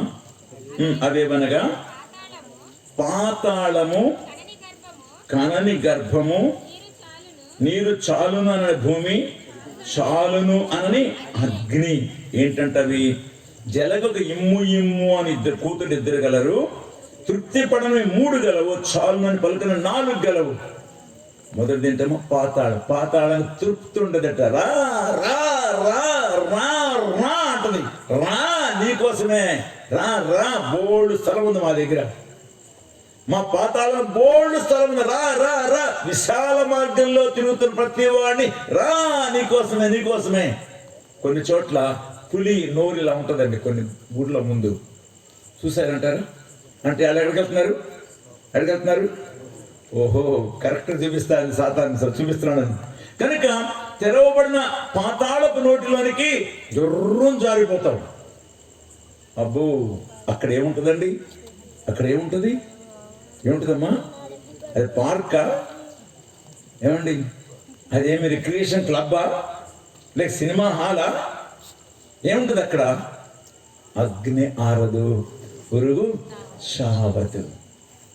21వ అధ్యాయం కూర్చోండి. 21వ అధ్యాయము సామెత 21వ అధ్యాయము 16వ వచనం. వివేక మార్గం విడిచి తిరుగువాడు ప్రేతల గుంపులో కాపులముండును. ఏ గుంపు అండి? ప్రేతలంటే ఎవరండి? దయ్యాలు. ప్రేతల గుంపులో కాపురం ఉండి దయ్యాలను చుట్టుకుంటే సుమా, నీ ప్రాణం గనక రక్షణ పొందకుండా పోయిందనుకో, నీ చుట్టూ దయ్యాల గుంపు ఉంటది, దయ్యాల గుంపు ఉంటది. దయ్యం మాట వింటేనే భయపడతావే, ఇప్పుడు దయ్యాల మధ్యలో ఉంటే ఇంకెలా ఉంటుందో కదా. అదిగో 5వ అధ్యాయం మార్క్స్ వార్తలో సేన అనే దయ్యములు పట్టిన వాడి దగ్గర యేసయ్య వెళ్ళినప్పుడు ఆ దయ్యాలు వేడుకున్నాయి, అయ్యో పాతాళాన్ని పంపొద్దు అని వేడుకుంటున్నాయి. అంటే వాళ్ళు ఉండబోయేది ఎక్కడ? అవి దయ్యాలు ఉండబోయేది ఎక్కడ? పాతాళంలో. నువ్వు రక్షణ పొందకపోతే, యేసయ్యని రక్షణ అంగీకరించకపోతే, నువ్వు పాప క్షమాపణ పొందకపోతే, బాప్తిసం పొందకపోతే, పరిశుద్ధాత్మ వరం పొందకపోతే, ఈ రక్షణ ఆనందంతో నువ్వు ఆత్మీయ జీవితాన్ని ఆనందించలేని వ్యక్తిగా ఉంటే నువ్వు ఉండబోయేది ప్రేతల గుంపులో, దయ్యముల మధ్య కాపురం ఉంటావు. ఇది సత్యం, ఇది సత్యం. మత్తయి సువార్త 8వ అధ్యాయం 12వ వచనం చూడండి. మత్తయి సువార్త 8వ అధ్యాయం 12వ వచనంలో రాజ్య సంబంధులు ఎక్కడమ్మా? వెలుపట అంటే పరలోకానికి వెలుపట ఏముంటది? గట్టి చెప్పండమ్మా. ఏం చీకటి? చదువమ్మా. వెలుపడి చీకటితో త్రోయబడుదురు, అక్కడ ఏడ్పును పండ్లు కొరుకుటయ్యి ఉండును. ఎవరికండి? రాజ్య సంబంధులు. నీ క్రైస్తవుని చెప్పుకుంటున్నావు, క్రైస్తవ కుటుంబంలో పుట్టావు, క్రైస్తవ పేరు నీకుంది, బైబిల్ నీ పేరు బైబిల్ కూడా ఉంది, నువ్వు పాటలు పాడతావు, లేదు నువ్వు బోధ కూడా చేస్తావేమో. నాకు సహోదరి ఫోన్ చేసి అడుగుతుంది, అంకల్ నా కోసం ప్రార్థన చేయండి. ఒక వ్యక్తి భయంకరంగా నన్ను వేధిస్తా ఉన్నాడు, మందిరంలో బోధ చేస్తాడు, బలవర్తమానం కూడా ఇస్తాడు, నా బ్రతుకుని భయంకరంగా బాధ పెడుతున్నాడు, అంకల్ నా కోసం ప్రార్థన చేయని ఒక సిస్టర్ ఫోన్ చేస్తా ఉంది. బలవర్తమానం కూడా ఇస్తాడంట, కానీ బయట ఏం చేస్తున్నాడు? ఆ సహోదరిని వేధిస్తున్నాడు. రాజ్య సంబంధులు, ప్రొఫెసింగ్ క్రిస్టియన్స్. నువ్వు క్రైస్తవుని చెప్పుకుంటున్నావు, క్రైస్తవ రామని చెప్పుకుంటున్నావు, క్రైస్తవ పేరు పెట్టుకున్నావు, నువ్వు క్రైస్తవ మతానికి చెందిన వ్యక్తివి, కానీ నువ్వు చనిపోతే ఎక్కడికి వెళ్తావు తెలుసా? ఎక్కడికి వెళ్తావు? నువ్వు నిజంగా మారు మనస్సు పొందకపోతే, పాప క్షమాపణ పొందకపోతే, యేసుక్రీస్తు వారిని సొంత రక్షణ అంగీకరించి విశ్వాసం ద్వారా కలిగే నీతికి వారసురాలు కాకపోతే, బాప్తిస్మ సాక్ష్యాన్ని ఇవ్వకపోతే, పరిశుద్ధాత్మ వరాన్ని నువ్వు పొంది ఉండకపోతే నువ్వు రాజ్య సంబంధివే, నువ్వు క్రైస్తవుడివే, క్రైస్తవురాలువే. నువ్వు డానియేలువో, దావీదువో, అబ్రహామువో, యోసేపువేమో, లేక పౌలని పేరు పెట్టుకున్నావేమో, ఇంకే పేరు పెట్టుకున్నావో, నీ పేరు నిన్ను రక్షించదు, నీ మతం నిన్ను రక్షించదు, నీ భక్తి నిన్ను రక్షించదు, నీ వరములు లేక నీకు తలాంతులు నిన్ను రక్షించవు, నీ ప్రార్థనలు నిన్ను రక్షించవు. పాప క్షమాపణ పొందకపోతే, యేసయ్యను రక్షకుని అంగీకరించి పరిశుద్ధాత్మ దేవుని నామంలో, తండ్రి కుమార పరిశుద్ధాత్మ నామంలో బాప్తిస్మం పొంది ఉండకపోతే, ఆత్మదేవునికి ఆలయంగా నీవు ఉండకపోతే, నో ఛాన్స్, అవకాశమే లేదు. ఎక్కడుంటారంటండి? ఎక్కడుంటారు? రాజ్య సంబంధులు ఎక్కడుంటారు? గట్టి చెప్పడు, ఎక్కడుంటారు? వెలుపడి చీకటి అనేది పరలోకానికి వెలుపట. చదవండి 21వ అధ్యాయం 22వ అధ్యాయం చూద్దాం 15వ వచనంలో. ప్రకటన 22వ అధ్యాయం 15వ వచనంలో. రైట్. కుక్కలను, మాంత్రికులను, వ్యభిచారులను, నరహంతకులను, విగ్రహారాధకులను, అబద్ధమును ప్రేమించి జరిగించే ప్రతి వాడును వెలుపట నుండును. అబద్ధమును ప్రేమించి జరిగించే ప్రతి వాడు ఎక్కడుంటాడు? ఎక్కడుంటాడండి? ఎక్కడ? వెలుపట అంటే పరలోక రాజ్యాన్ని బయట. అంటే ఏముంటుంది అక్కడ?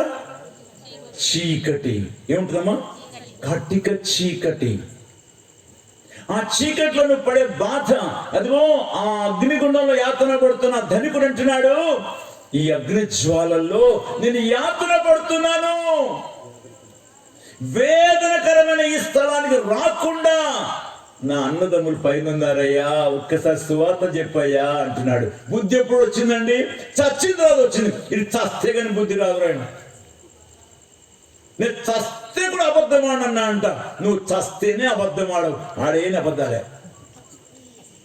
కనుక వాక్యం చెప్తోంది, స్పష్టంగా చెప్తోంది, నీ జీవితంలో వెలుపడి చీకట్లోనికి త్రోయబడే నీవు ఏడ్పు ఉంటుంది, బాధకు తట్టుకోలేక పళ్ళు కొరుకుతూ ఉంటావు. ఓ వేదనకరమైన స్థలము, అగ్ని జ్వాలలు. 16వ అధ్యాయం సంఖ్యాకాండంలో మోషే గారి మీద తిరుగుబాటు చేశారు కోరహు సంబంధులు. మోషే అంటున్నాడు, మనుషులందరికన్నా మరణం వీరికి సంభవిస్తే దేవుడు నన్ను పంపలేదు. భూమి నెరవిడిచి వారిని మింగింది. సంఖ్యాకాండం 16వ అధ్యాయంలో చదవండి దయచేసి. భూమి తన నోరు తెరచి వారి కుటుంబంలో, నిన్నే కాదు, తిరుగుబాటు చేస్తే నీ కుటుంబం కూడా పాతాళానికి పోతుంది. దేవుని సేవకులు వ్యతిరేకంగా తిరుగుబాటు చేస్తా ఉన్నావా? నువ్వు పెద్దనంటున్నావో గద్దనంటున్నావు నాకు తెలియదు, కానీ అభిషేకించబడిన సేవకుని వ్యతిరేకంగా మాట్లాడుతూ గుంపును గుచ్చుకుంటున్నావా? తిరుగుబాటు చేస్తే నీ జీవితంలో రక్షణ లేదు కనుక తిరుగుబాటు చేస్తా ఉన్నావు. నీవు పోయేది ఎక్కడికి తెలుసా? భూమి నెరవేర్చే వారిని మృంగివేశాను. 33వ వచనమమ్మ. వారును వారి సంబంధులందరూ ప్రాణముతో పాతాళములో కూలిరి, భూమి వారిని మృంగివేసెను, వారి సమాజంలో ఉండకుండా నశించిరి. ఎవరు వీళ్ళు? దైవ సేవకుడు మోషేకి వ్యతిరేకంగా మాట్లాడిన వాళ్ళు, పదవి కాంక్ష కలిగిన వాళ్ళు, పదవుల కోసం ప్రాకులాడేటువంటి వాళ్ళు, పోరాడేటువంటి వాళ్ళు. ఒక ఎల్డర్ గారు చచ్చిపోయినారంటండి. అందరూ చచ్చిపోతారు, ఆయన చనిపోయినాడు. ఇప్పుడు ఆ బాక్స్ మీద ఏం రాయాలా రాశారంట, పోరాటం పోరాడి తిని అని. ఏ పోరాటం? అది కాదు అక్కడ, అది రాయలా. ఏదో ఒక పోరాడాడు. ఏం పోరాడు? మంచి పోరాటం రాయలా, పోరాటం పోరాడి తిని అంట. ఏం పోరాడుతున్నావు నీవు కదా? ఈనాడు సంఘాల్లో కలతల కారణం ఏమిటి? తిరుగుబాటుతనం. నువ్వు క్రైస్తవుడివి, రాజ్య సంబంధివి, నీవు వాక్యాన్ని తెలుసు, పాటలు నీకు వచ్చు, ప్రసంగాలు కూడా చేస్తావు నీవు. ఒక ఆయన అంటాడు, ఏయ్ పాస్టర్ నాకు ప్రసంగం ఇవ్వండి. నువ్వు ఎంత పోట్లాడుతున్నాడు.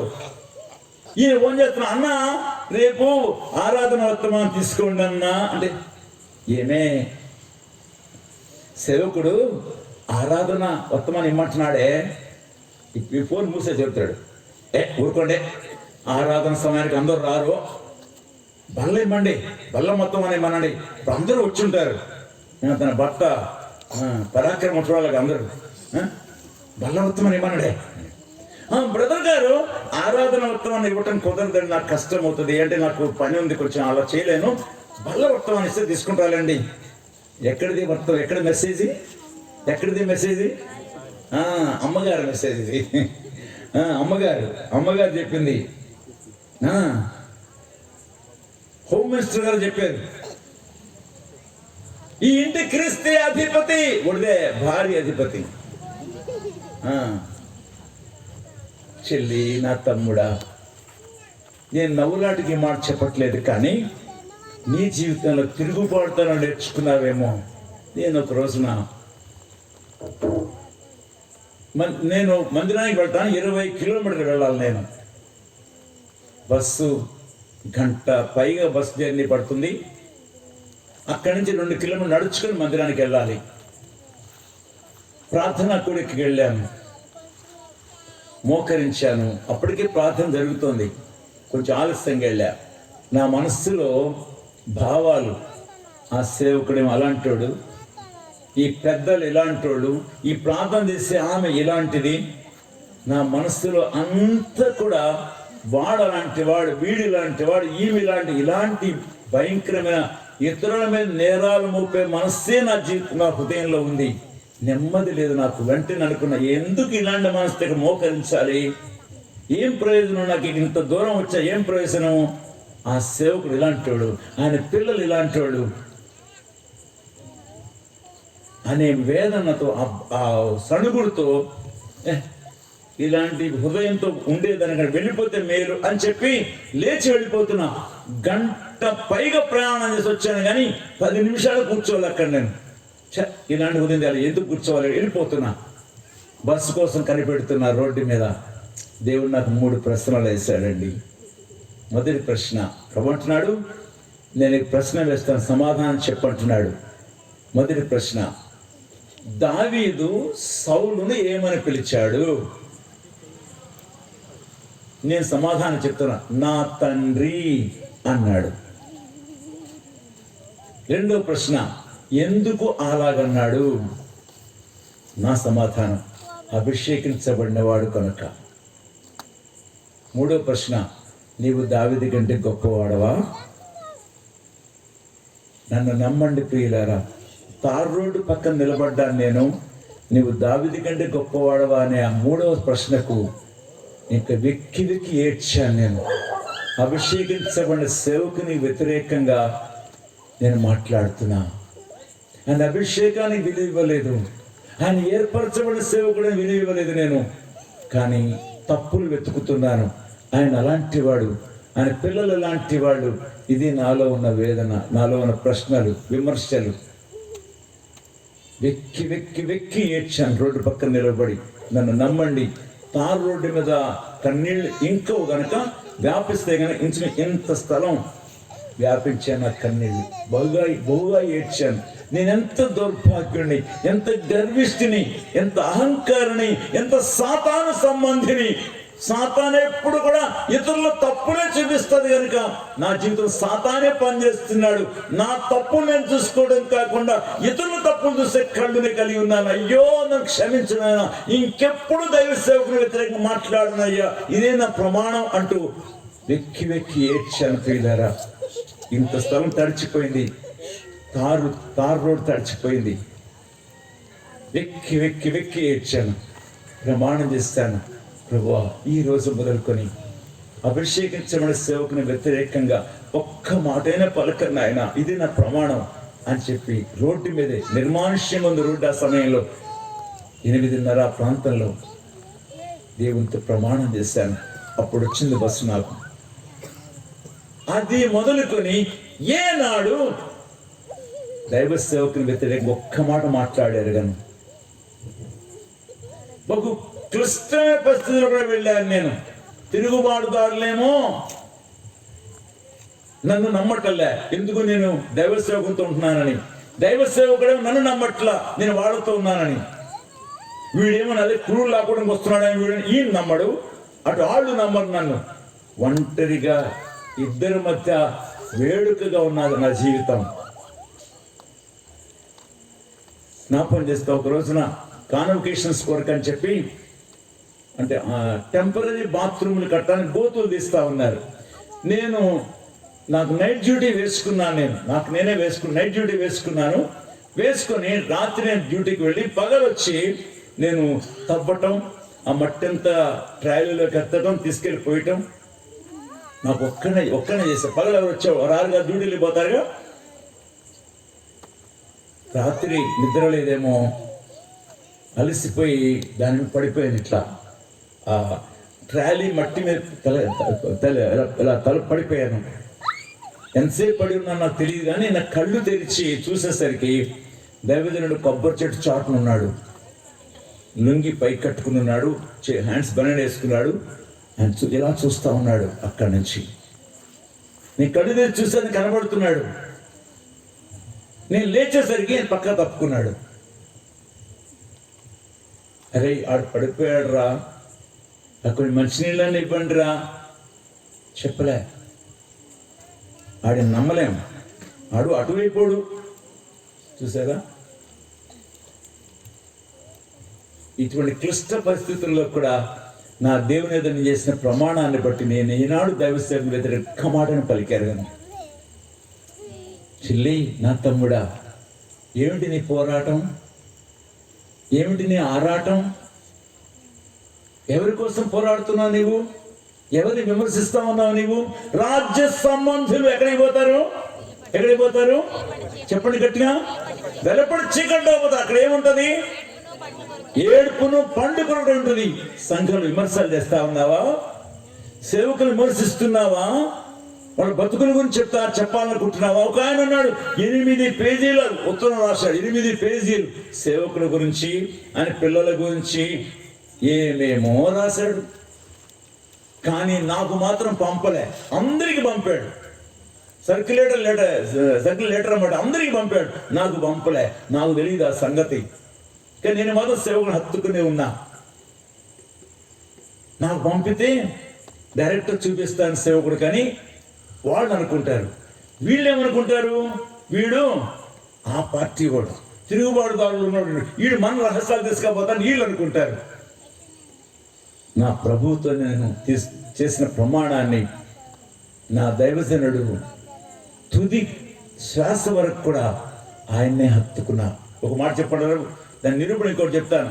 ఆయన చనిపోయిన సమయంలో, అన్న మాటగా చనిపోయిన సమయంలో నేను నా భార్య మాత్రమే ఆ రాత్రి ఆ పెండాల్లో కూర్చున్నాం. మమ్మల్ని వదిలేసేసి మాతో మాట్లాడకుండా బాక్స్ తీసుకెళ్ళి లోపల పెట్టుకుని తలిపేసి పడుకున్నారు అందరూ. తెల్లవాళ్ళు మేమిద్దరమే ఉన్నాం పండాల కింద ప్రార్థన చేస్తూ. ఇది మా పరిస్థితి. నన్ను నమ్మలే. మీకు అర్థమైందా? అయినా దేవునితో చేసిన ప్రమాణాన్ని మేరలేదు. అంతిమ శ్వాస, నా దైవజన అంతిమ శ్వాస వరకు కూడా ఆయనతోనే ఉన్నాను నేను. నీవేం చేస్తున్నావు సంఘంలో చెప్పు? ఎవరి మీద పోరాడుతున్నావు? ఎవరి మీద పోట్లాడుతూ ఉన్నావు? ఎవరిని విమర్శిస్తూ ఉన్నావు? జాగ్రత్త.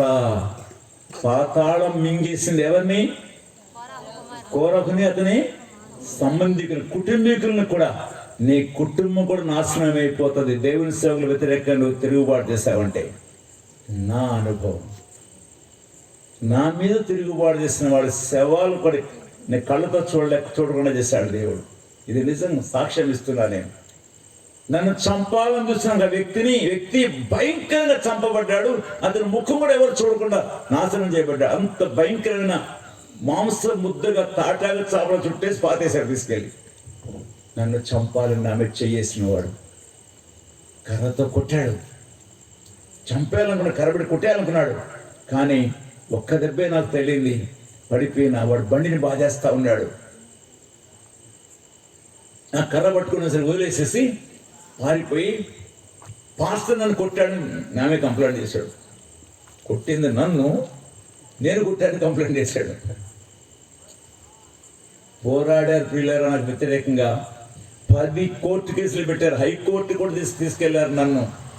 నా దేవుడు నాకు విజయం ఇచ్చాడు. హల్లెలూయా, హల్లెలూయా. తన సేవకుని పక్షంగా నిలబడే దేవుడు ఎప్పుడు తను విడిచిపెట్టాడు. నా సేవకుల నీతి నా వల్ల కలుగుతున్నది, అది వారి స్వాస్థ్యం. 54:17 యెషయా గ్రంథం చదవండి ఒకసారి. 54:17 యెషయా గ్రంథంలో. నీకు విరోధముగా రూపింపబడు ఏ ఆయుధం వర్ధిల్లదు. న్యాయ విమర్శలో నీకు దోషారోపణ చేసే ప్రతి వాని మీద నువ్వు నేరస్థాపన చేస్తావు. నీ మీద దోషం మోపుతున్నారు, నువ్వు నేరస్థాపన చేస్తావు. యెహోవా యొక్క సేవకుల నీతి నా వల్ల కలుగుచున్నది, ఇది వారి స్వాస్థ్యం. 7 సంవత్సరాలు భయంకరంగా బాధించబడ్డానికి వెళ్ళాను నేను. మౌనంగా వాటి గుండా వెళ్ళానే కానీ ఏనాడు ఎవరికి వ్యతిరేకంగా మాట్లాడలేదు. ఎవరి మీద కేసులు పెట్టలే. 10 కేసులు పెట్టారు నా మీద. కారణం ఏమిటి చెప్పమంటారా? అధికార దాహం. సంఘంలో అధికారాలు కావాలి, తాళాలని వాళ్ళ చేతుల్లో ఉండాలి. నేను వాళ్ళ చేతుల్లో కీలు బొమ్మలో ఆడాలి. అది వాళ్ళ ఉద్దేశం. ఏమి చేయాలో చేశారు, అన్నిటిలో ఓడిపోయారు. అంతేకాదు భయంకరమైన మరణాలు చూశారు వాళ్ళు. నా కళ్ళతో నేను చూశాను వాళ్ళ మరణాలు. సేవకుని వ్యతిరేకంగా పోరాడేవాడు ఎవరిని దేవుడు విడిచిపెట్టాడు. Be very careful. నేనే అందుకు విట్నెస్. నేనే అందుకున్న సాక్షిని. నాకు వ్యతిరేకంగా పోరాడిన వారు నీ గర్వంతో చెప్పటలే, నా ప్రభు తన సేవకుల విషయంలో బాధ్యత తీసుకున్నాడు. భయంకరమైన కేసులు, ఏమంటారు దాన్ని, అటెంప్ట్ మర్డర్, ఏమంటారు దాన్ని, ఏంటారు అటెంప్ట్ మర్డర్ ఏమంటారు, హత్యా ప్రయత్నం. నేను హత్యా ప్రయత్నం చేశానంట, నేను కత్తి పెట్టి పొడిచానంట, నా భార్య రాడ్డు పెట్టి కొట్టిందంట, నా వెనకాల 16 మంది విశ్వాసులు దండయాత్ర చేశారంట. అంతా అబద్ధమే. మేము ఏనాడు వాళ్ళ దగ్గరికి పోలే. అలా చేస్తే ఈయన పని అయిపోద్ది, 7 సంవత్సరాలు జైల్లోకి వెళ్ళిపోతాడని చెప్పి, ఈయన వెంబడించే వాళ్ళు కూడా పోతారు జైలుకి అని చెప్పి, అబ్బాయి ఎంత గొప్పది, దేవుడు లేడనుకున్నారు కదా, సింహాసనం దేవుడు లేడనుకున్నారు కదా. ఎంత అద్భుతమో. ఏనాడు నేను మనుషుల్ని పట్టుకోలే, ఏనాడు డబ్బు ఖర్చు పెట్టలే, ఏనాడు లాయర్ల కాళ్ళు పట్టుకోలే. నేను పట్టుకుంది నా ప్రభుని. ఆయన చూసుకుంటాడు, నాకెందుకు ఈ బాధ, ఆయన చూసుకుంటాడు. కోర్టుకి వెళ్ళేవాళ్ళం, 1 గంట ముందుగానే వెళ్ళేవాళ్ళం, ఊరంతా సువాత చేసేసేవాళ్ళం, టైంకి వచ్చి నిలబడేవాళ్ళం. ఊరంతా సువార్త చేసేవాళ్ళం, టైంకి వచ్చి నిలబడేవాళ్ళం. జడ్జి ఏమో వాయిదా వేసేవాడు, వెళ్ళిపోయాడు. మళ్ళీ అప్పుడు వచ్చేవాళ్ళం, గంట ముందే వచ్చేవాళ్ళం, సువార్త చేసేవాళ్ళం, నిలబడేవాళ్ళం. చివరికి హీరింగ్ అని గుర్తొచ్చింది. ఈరోజు ఆదోపోద గుర్తొచ్చి, అదే రేపు హీరింగ్ కావాలి బాబు, ఏం చేయాలనుకున్నా. ఆ లాయర్ కూడా తెలియదు నాకు, ఎప్పుడు చూడలే, ముఖమే చూడలే, లాయర్ ముఖమే చూడలే. పోయి వెతుక్కుంటూ పోయినా, నేను తీసుకోని కేసు, నాకు అసలు ఏమీ తెలియదు. చెప్పండి, ఆ తండ్రి ఎవరు, నాకు తెలియదండి. నేను ఎలా కేసు చేస్తాను, తీసుకుంటాను. నేను 54,000 ఇవ్వు, ఆయన నీ గ్యారంటీ ఇవ్వను. 54,000 ఇవ్వాలంట, గ్యారంటీ ఇవ్వడంట. ఎక్కడ ఇవ్వగలనండి నేను? కొన్ని 36, ఒక్కో 18 మంది మీద కేసు కనుక 2,000 అన్న ఒక్కోడికి 36,000 ఒక కేసు టేకప్ చేస్తా, కానీ గ్యారంటీ ఇవ్వను. నా పేరు పాడైపోద్ది కేసు వల్ల, నేను ఓడిపోతాను అంటున్నాడు. అయ్యా, నా జేబులో ఒక 1000 రూపాయలు ఉన్నాయ్యా, తీసుకోండి, కోర్టుకు రండి అయ్యా. వస్తాను, వెళ్ళండి అన్నాడు. కోర్టుకు వచ్చాడు, నిలబడ్డాం. నా కళ్ళు ఎక్కడుంటాయండి? ఎక్కడుంటాయి? నా దేవుని వైపు ఉంటాయి. నా దేవుడు సింహాసనం మీద ఉన్నాడు అని అన్ని చూస్తా ఉన్నాడు. నా కళ్ళు పైకి ఉన్నాయి. జడ్జి గారు పిలిచారండి, మొదటి వాడిని పిలిచాడు. నీ పేరేంటి? చిన్ని అండి. ఏం చేశారు? ఈ పాస్టర్ కత్తి పెట్టి పొడిచారండి అని బాగా రాడు పెట్టి కొట్టినాను. సరే రాయమన్నాడు, కింద క్లర్క్ని రాయమన్నాడు. వెళ్ళి అన్నాడు. భార్య వచ్చింది తర్వాత, ఏమ్మా భర్తను పోవటానికి వస్తే అడ్డు పెట్టాను, చెయ్యి తెగింది అంది. అమ్మో, ఇన్ని అబద్ధాలు కదండి. సరే రాయమన్నాడు. 3వాడు వచ్చాడు.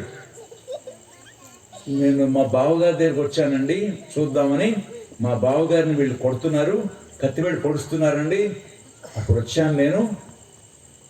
అలాగా, రాయిస్తాడు.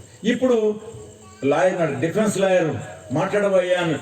నేను అది ఏమి లేదు సార్, మెటీరియల్ ఉన్నాడు, నాకేం తెలియదు సార్ ఈ విషయం, నేనేం మాట్లాడు.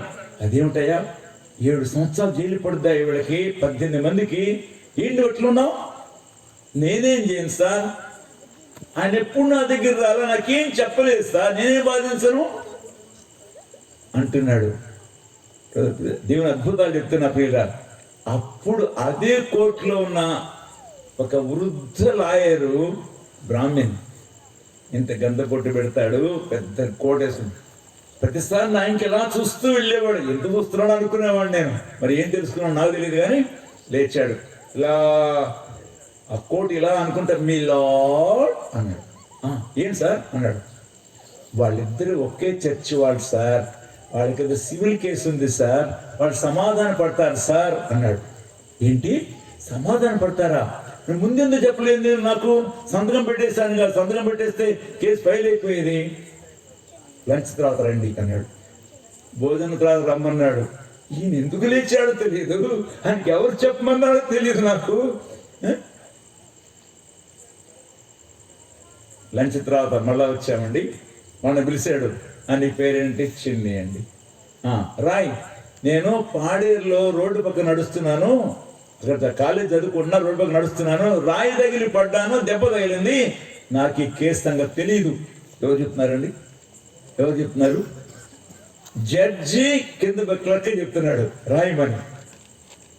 జడ్జి డిక్టేట్ చేస్తా ఉన్నాడు. నాకు ఎక్కడ లేని ఆనందం వచ్చేస్తా ఉంది, కలవ నీళ్ళు గారిపోతే. యేసయ్యా ఎంత గొప్పడు అయ్యా, నువ్వు ఎంత అద్భుతాలు చేస్తా ఉన్నావయ్యా. ఆయన భార్య వచ్చింది, ఏమో ఎక్కడ తగింది నీకు? ఇక్కడ. రాయి, నేను కూరగాయలు కోసుకుంటే చెయ్యి తగింది, అంతేగా నాకు ఈ కేసు సంబంధం లేదు అని చెప్పాడు. జడ్జి డిక్టేట్ చేస్తా ఉన్నాడు. మా మూడో వాడు వచ్చాడు, నేను మా బావగారింటికి వచ్చానండి, నాకు ఈ సంగతులు ఏమీ తెలియవు అని టైప్ చేయించాడు. పోయి సంతకాలు పెట్టండి అన్నాడు. వాడికి అర్థమే కాలే, ఇదేమిటి? భోజనంలోపు స్టీఫెన్ ఎన్ని లక్షలు ఇచ్చాడో ఈ జడ్జికి అనుకున్నారు. ఎన్ని లక్షలు ఇచ్చాను నేను, ఏమిచ్చాను నేను? దేవుని తట చూస్తూ వచ్చా. అద్భుతం అంటే అద్భుతమే. సంతకాలు పెట్టమని సంతకాలు పెట్టేశారు వాళ్ళు. అయిపోయింది కేసు. ఏమైపోయింది? తీసేశారు అన్నాడు. మొత్తం పేపర్లో వేసుకున్నాడు చర్చి కేసుని. నేను సమాధానం వచ్చాను, జడ్జి గారు పేపర్లు వేసుకున్నాడు. వేసుకునేది మంచిది. ఏం జరిగింది? ఎవరి కాళ్ళు పట్టుకోలే, ఏ డబ్బు ఖర్చు పెట్టలే, నా యేసయ్య నాకు విజయాలు ఇచ్చాడు. హల్లెలూయా, హల్లెలూయా. చెప్పండి రా, దేవుని కార్యాలు ఇవి. దైవ సేవకుల యొక్క నీతి దేవునికి సంబంధించింది. అది వారి స్వాస్థ్యం. నీవెవరు సేవకుల మీద వేలుపెట్టి చూపించడానికి? నీకేం అధికారం ఉంది? నశించిపోతావు, పోతావు. ఎక్కడికి? పాతాళానికి. ఎక్కడికి పోయారు చెప్పండి వాళ్ళు? కోరసంలో ఎక్కడికి పోయినారు? పాతాళానికి వెళ్ళారు. కనుక నీ మారు మనస్సు లేకపోవటమే నువ్వు తిరుగుబాటు చేయడానికి కారణం. మారు మనస్సు కలిగిన వాళ్ళు గొర్రెలు అవుతారు కానీ గాడిదలు అవరు. ఒక రోజున దేవుడు మార్టిన్ గారి దగ్గరికి వచ్చావు కానీ అంటున్నాడు, అసలు నువ్వు సేవకుడవేనా అంటున్నాడు. అయ్యా, నేను గొర్రెలకు కాపరిని కానీ గాడిదలకు కాదయ్యా అన్నాడు. అంటే ఎవరు నమ్మడు పెడతాను? ఎవరండి? సంఘంలో గాడిదలు ఉంటాయండి బాబు. గొర్రెలతో గాడిదలు వస్తూ ఉంటాయి. ఏం చేస్తాయి ఈ గాడిదలు? ముందు మాత్రం అన్న అన్న అంటారు, వెనకాలతో అమ్ముతా ఉంటారు, వెనకాలతో అమ్ముతారు, పేర్లు పెట్టి విమర్శ చేస్తూ ఉంటారు. జాగ్రత్త, రాజ్య సంబంధులు ఎక్కడికి పోతారు? అక్కడేముంటది? ఎక్కడ పడ్డారండి కౌరవ సంబంధులు? పాతాళంలో పడ్డారు. అక్కడ ఆనందం ఉంటుందా? అగ్ని ఆరదు, ఉరుగొచ్చావదు. ఈ రాత్రికాల సమయంలో నా చెల్లి, నా తమ్ముడా, ఒక్కసారి ఆలోచించవా? నిజంగా నువ్వు మారు మనసు పొందావా? నిజంగా నీవు వెంబడించే యేసుక్రీస్తు వారు ఆయన గొర్రె పిల్లని గుర్తించావా? నీవు గొర్రె పిల్ల వెంట నడిచే గొర్రెవేనా, లేక గాడిదవా, పులివా, సింహానివా, కుక్కవా, గురిపోతువా? 22వ కీర్తన అంటాడు దావీదు, నువ్వు గురిపోతున్నా వెంటబడ్డా అంటున్నాడు, సింహాలు తెరుస్తున్నా అంటున్నాడు. చూసారా, ఆబోతులు నా మీద తిరగబడుతున్నాయి అంటాడు. సంఘములో నీవు ఆబోతుగా ఉన్నావో, కుక్కగా ఉన్నావో, లేక గాడిదగా ఉన్నావో? ఇంకేంటండి? జాగ్రత్త సుమా. ఈ రాత్రి కాలంలో ప్రభు నిన్ను దర్శించాలని కోరుతున్నాడు.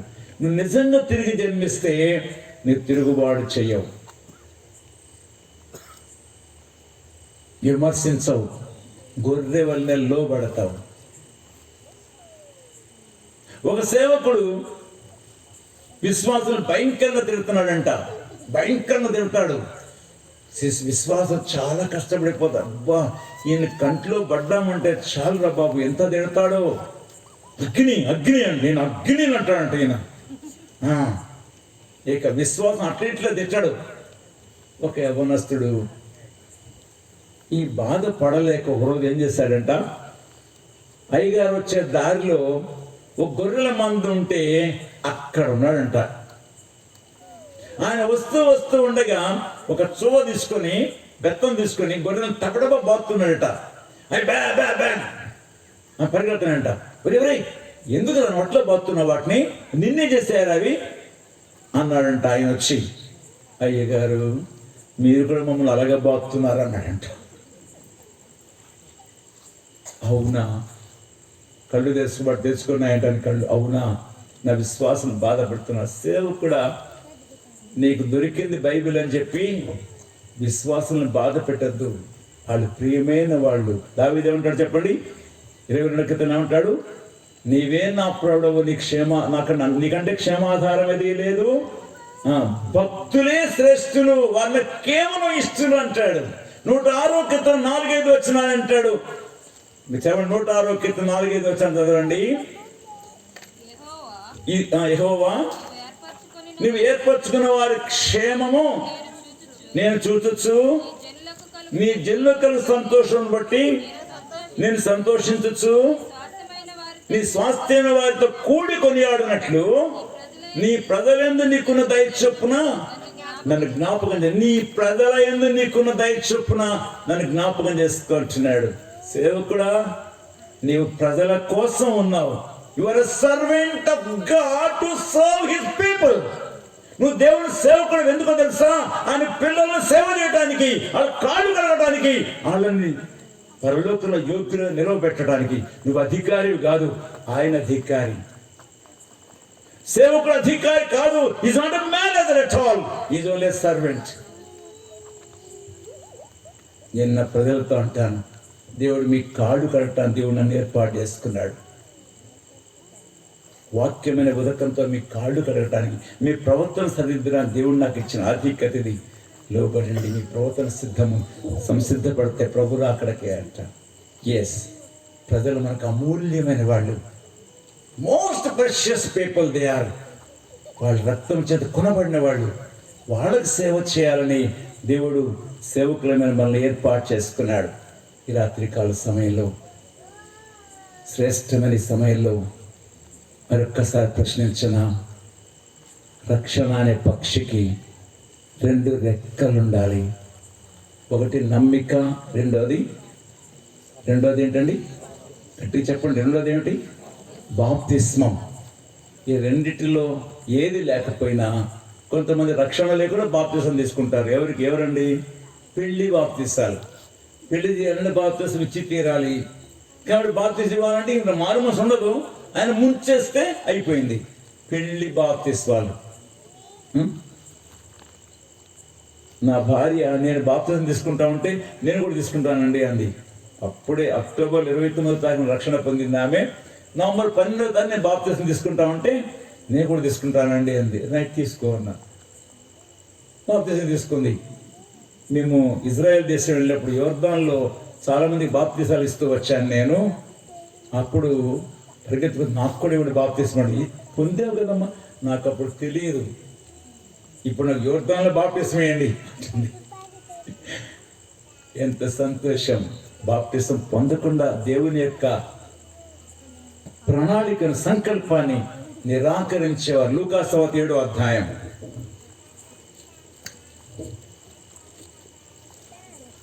లూకాసు సువార్త 7వ అధ్యాయము 30వ వచనంలో, పరిసయ్యులు ధర్మశాస్త్రోపదేశకులను అతని చేత బాప్తిస్మం పొందక తమ విషయమైన దేవుని సంకల్పమును నిరాకరించిరి. యేసుని నమ్ముకున్నానుగా, బాప్తిసం లేకపోతే ఏమి అనుకుంటున్నావా?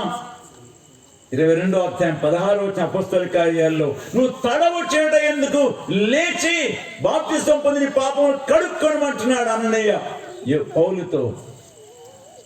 కొంతమంది రక్షణ పొందిన తర్వాత చాలా సంవత్సరాలు పొందానండి, బాప్తిసం తీసుకోలేదండి. రక్షణ పొందాను, యేసయ్య పాప క్షమించాడని చెప్పిన నీవు శిలువలో చచ్చిపోయిన వ్యక్తివి. చచ్చిపోయిన వ్యక్తిని పాతి పెట్టుకుని ఉంటే కంపు కొట్టదండి. తక్షణమే బాప్తిస్మం పొందెము. నపుంసకుడు, ఏ దేశముడు? కందాకే రాణి క్రింద ఐతోపీడే నపుంసకుడు. ఫిలిప్పు తన సువార్త చెప్తుండగా నీళ్లు కనబడ్డాయి. ఇవిగో నీళ్లు, నాకు బాప్తిసం ఇచ్చడానికి ఆటంకం ఏమిటి? అప్పుడే విన్నాడు సువార్త, నాకు బాప్తిసం ఇచ్చేయమంటున్నాడు.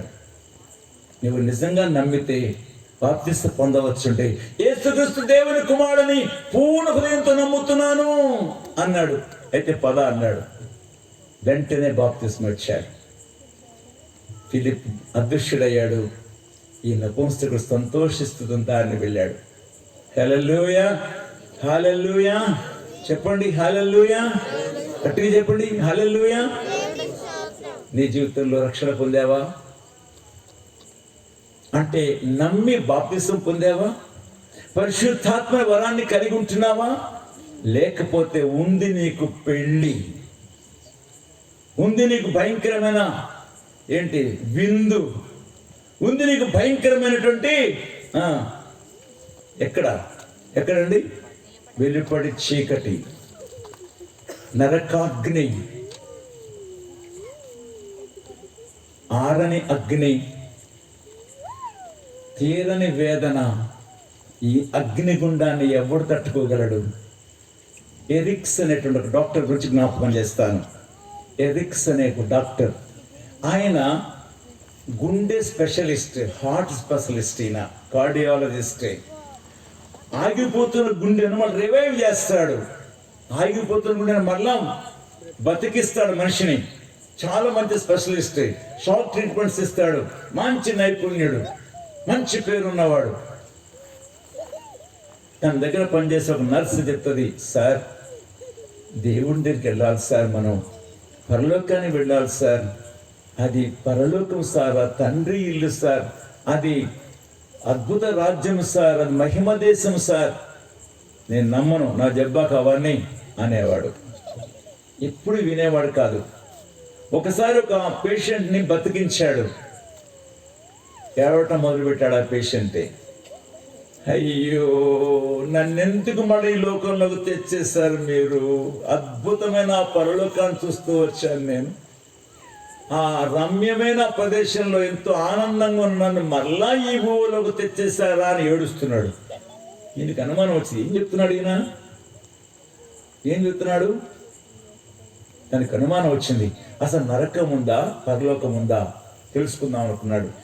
చచ్చిపోతే నువ్వు నరకానికి వెళ్తావని చెప్తోంది ఈమె, మీరు చచ్చిపోతే నరకానికి పోతే ఆ నరకం ఎక్కడో చూద్దాం అనుకున్నాడు. అనుకుని తానే అన్ని ఏర్పాటు చేసుకున్నాడు. బెడ్ దగ్గర బతికించేందుకు కావాల్సినవన్నీ ఏర్పాటు చేశాడు. ఇంజక్షన్స్ అన్ని రెడీ పెట్టాడు, షాక్ ట్రీట్మెంట్స్కి ఆ ఇన్స్ట్రుమెంట్స్ అని పెట్టాడు. తాను ఇంజక్షన్ చేసి చనిపోయినాడు. ఇంజక్షన్ చేసుకున్నాడు, చచ్చిపోయాడు. చచ్చిపోయిన తన ఆత్మ పాతాళంలోకి వెళ్ళింది. అక్కడ చూస్తున్నాడు భయంకరమైన, తన తండ్రి కూడా అక్కడ ఉన్నాడు. నువ్వు ఇక్కడికి వచ్చేస్తావంటరా ఏడుస్తూ అరుస్తున్నాడు. ముక్కులోంచి పురుగులు వచ్చేస్తావున్నాయి, ఓ భయంకర వేదన పడతా ఉన్నారు. కళ్ళారా చూస్తున్నాడు, అమ్మో ఈ అగ్ని నేను సహించలేను బాబోయ్, అరుచుకుంటూ ఉంటున్న సమయంలో ఇక్కడ వీళ్ళు ఎరిక్స్ చచ్చిపోయాడని తెలిసిన వెంటనే చకచకా వచ్చేసేసి ఆ షాక్ ట్రీట్మెంట్స్ ఇచ్చారు, బతికేశాడు. ఇప్పుడు బతికిన ఎరిక్స్ ఏం చూసి వచ్చాడండి? నరకాన్ని కళ్ళారా చూసొచ్చాడు. వేదన భరించలేకపోతున్నాడు. అమ్మ ఎరిక్స్ బతికాడని చెప్పేసి వీళ్ళందరూ చేతులు గడుపుకొని వాళ్ళు రెస్ట్కి వెళ్ళిపోయారు. వెళ్ళనిచ్చాడు, ఇవన్నీ పీకేసుకున్నాడు. పరిగెట్టి అక్కడొక కార్ రెడీగా ఉంటే తీసుకొని పారిపోయాడు. అరే ఎరిక్స్ పారిపోతున్నాడు. చకచక ట్రేస్ అవుట్ చేస్తా ఉన్నారు కంప్యూటర్లో ఎక్కడ పోతున్నాడని.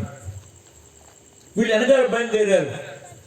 చర్చి దగ్గరికి పారిపోయాడు, చర్చికి పారిపోయాడు. పాస్టర్ గారు గేట్ వేసేసాడు, మందిరంలో లైట్లు ఆపడానికి ఆయన లైట్లు ఆపుతున్నాడు. దూకేశాడు, గోడ దూకేసి లోపలికి వస్తాయి. ఏయ్ ఎవరు నువ్వు అన్నాడు లైట్ వేసి. దొంగవా, జైలు నుంచి పారిపోయావా, ఎవరు నువ్వు గట్టిగా అరుస్తున్నాడు. సార్ నేను దొంగని కాదు సార్, ఏ జైలు నుంచి పారిపోలేదు సార్, నేను ఒక డాక్టర్ని సార్, నరకాన్ని కన్నులారా చూసి వచ్చాను సార్, నేను రక్షణ పొందాలి సార్, నాకు ఎలా రక్షణ పొందాలో చెప్పండి సార్ ఏడుస్తా ఉన్నాడు. మోకాళ్ళ మీద ఏడుస్తా ఉన్నాడు. అప్పుడు అర్థమైంది పాస్టర్ గారికి, ఓహో ఇతడు వేదనతో వచ్చాడు. మోకరించాడు, నాతో పాటు చెప్పంటున్నాడు, యేసుక్రీస్తు ప్రభువా నేను పాపిని దేవా, నా జన్మంతా పాపపు జన్మే, అయితే నువ్వు నా కోసం సిలువలో ప్రాణం పెట్టావని, నా పాపమంతా నువ్వు భరించావని, నువ్వు ఆ సిలువలో నా పాప క్షమాపణ కొరకే రక్తమును కాచావని నేను నమ్ముతున్నానయ్యా. మన నుంచి తిరిగి లేచావని కూడా వింటున్నాను, నమ్ముతున్నానయ్యా. దయచేసి నన్ను క్షమించు ప్రభువా ఆయన చెప్తున్నాడు. ఈయన వెనక చెప్తున్నాడు, కన్నీళ్లతో చెప్తున్నాను, క్షమించు ప్రభువా అని చెప్తున్నాడు. ఆమేన్ అన్నాడు. ఎక్కడ లేని సంతోషం వచ్చేసింది, ఎక్కడ లేని ఆనందం వచ్చేసింది. కడుతుకున్నాడు. సార్, ఓ నాకెంత ఆనందంగా ఉంది, ఎంత సంతోషం వచ్చింది. ఇప్పుడు నేను చనిపోయినా ఆ నరకానికి వెళ్ళననే ధైర్యం నాకు వచ్చింది సార్. వెళ్ళు, ఆనందంతో వెళ్ళు. ఈలోపు వాడు వచ్చేసారు, కార్లు వేసుకుని రేస్ చేస్తా అంటే నేను ఎక్కడ లేదు, నేను కొత్త వ్యక్తినయ్యా. నేను యేసు ప్రభు నా పాప క్షమించాడు, ఇప్పుడు నేను పరలోకానికి వెళ్తాను పూర్ణ ధైర్యం నాకు వచ్చింది. అమ్మా నీకు చాలా వందనాలు. నరసమ్మతో అంటున్నాడు, చాలా వందనాలమ్మా, ఎన్నిసార్లు చెప్పినా నీ వినలా, నాకు నేనుగా చూస్తాను ఆ నరకాన్ని. ఇప్పుడు నాకు అర్థమైంది, ఆ భయంకర నరకం నాకు వద్దు. నీకు కావాలా? నీకు ఆ నరకం కావాలా? నీకు అగ్నిగుండం కావాలా? మట్టులేని పొయ్యి కావాలా? మృతుల లోకం కావాలా? ప్రేతల గుంపులో నీవు ఉండాలా? అగ్ని ఆరని పురుగు చావని ఆ భయంకర ప్రదేశం నీకు కావాలా? ప్రభువుని అంగీకరించకపోతే వెళ్ళేది అక్కడికే. ఇదే చివరి తరుణం కావచ్చేమో.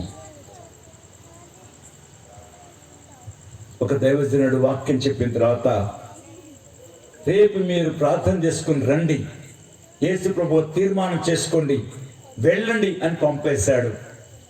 ఆ రాత్రే స్కాట్లాండ్లో భూకంపం వచ్చింది, వేలాది మంది చచ్చిపోయారు. ఇప్పుడు ఏడుస్తున్నాడు, అయ్యో రాత్రే తీర్మానం చేయిస్తే వీళ్ళు పరలోకానికి వెళ్ళేవాళ్ళు కదా, నేను ఎందుకు రేపు రమ్మన్నాను. టుడే, ఈ రోజే, ఈ దినమే నువ్వు తీర్మానించుకోవాల్సినావు. టైటాన్ ఓడ గురించి ఎంతో మంది వినుంటారు, మీరు విన్నారండి? టైటాన్ ఓడ గురించి వినుంటారు. 1500 సంవత్సరాలు గ్యారంటీ ఉంది దానికి. కానీ నడి సముద్రంలో బద్దలైపోయింది. గొప్ప ధనికులు దాంట్లో ఉన్నారు. బద్దలైపోయింది ఓడ. బద్దలైపోయిన ఓడ యొక్క రాడ్డు పట్టుకుని ఒక పాస్టర్ గారు ప్రకటన చేస్తామండి, ఇప్పుడైనా ఈ క్షణంలో అయినా యేసయ్యా నా పాపాలు క్షమించని అడగండి, నరకానికి పోకుండా పరలోకానికి వెళ్తారు. గట్టిగా అరుస్తున్నాడు ఆయన. వాళ్ళకి లైఫ్ జాకెట్స్ ఇవ్వబడ్డాయి. అంటే నీళ్ళల్లో పడినా వాళ్ళు మునిగిపోకుండా తేలుతూ ఉండేందుకు లైఫ్ జాకెట్స్ ఇచ్చారు వాళ్ళకి.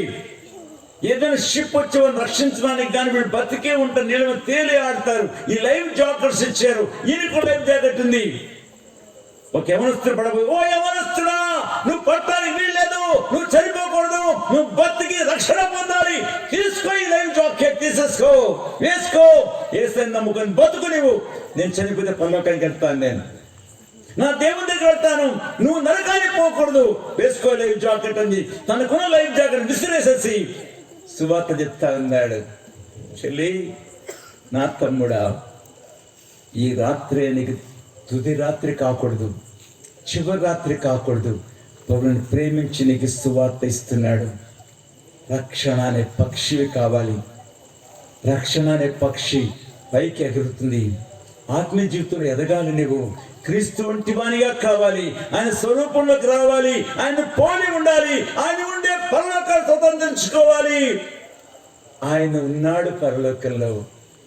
అది మహిమ దేశం. అది పరలోకం శ్రేష్టమైన దేశం. కృప మహిమతో నిండి ఉన్నది. యేసు ప్రభు ముఖ కాంతి చూడగోరెదా. అందమైన పరలోకం, అద్భుతమైన పరలోకం, శ్రేష్టమైన పరలోకం. అద్భుతమైన పరలోకంలోకి దేవుడు నేను చేర్చుకోవాలి. యేసయ్య అన్నాడు, నా ఇంటి అనేక నివాస స్థలం గల లేని నీతో చెప్పుదను, మీకు స్థలం సిద్ధపరచ వెళ్ళొచ్చున్నాను అన్నాడు. ఈ రాత్రి నీకు పరలోకంలో స్థలం కావాలంటే ఇప్పుడైనా మారు మనసు పొందు. ఇప్పుడైనా ప్రవేశిస్తున్న సొంత రక్షకుని అంగీకరించు. పాతాళమా పరలోకమా ఇప్పుడే తెచ్చుకో. నరకానికి పోతావా, దేవుని మహిమతో కూడిన పరలోకంలో ఉంటావా, ఇప్పుడే తెచ్చుకో. సభలో నుంచి బయటికి వెళ్ళక మునిపే ఈ తీర్మానంతో వెళ్ళు. ప్రభుని దర్శించిన గాక. ప్రార్థన చేస్తాం. మోకరించండి, ప్రార్థన చేద్దాం. మోకరించండి, ప్రార్థన చేద్దాం. నువ్వు ఇంతవరకు యేసుక్రీస్తు వారిని సొంత రక్షకుని అంగీకరించి ఉండలేదు. నీ పేరు పరలోకంలో రాయబడి ఉండలేదు. నీ పాపాలు క్షమించబడి ఉండలేదు. నరకాగ్ని పాలయ్యే నీ జీవితాన్ని ఈ రాత్రి సరే రక్షించుకోవడానికి ఆశపడవా? యేసయ్యా, నేను పాపిని ప్రభువా, నా కొరకు ప్రాణమిచ్చిన యేసుక్రీస్తు దేవా, నన్ను దయచేసి క్షమించు అని అడగలేవా?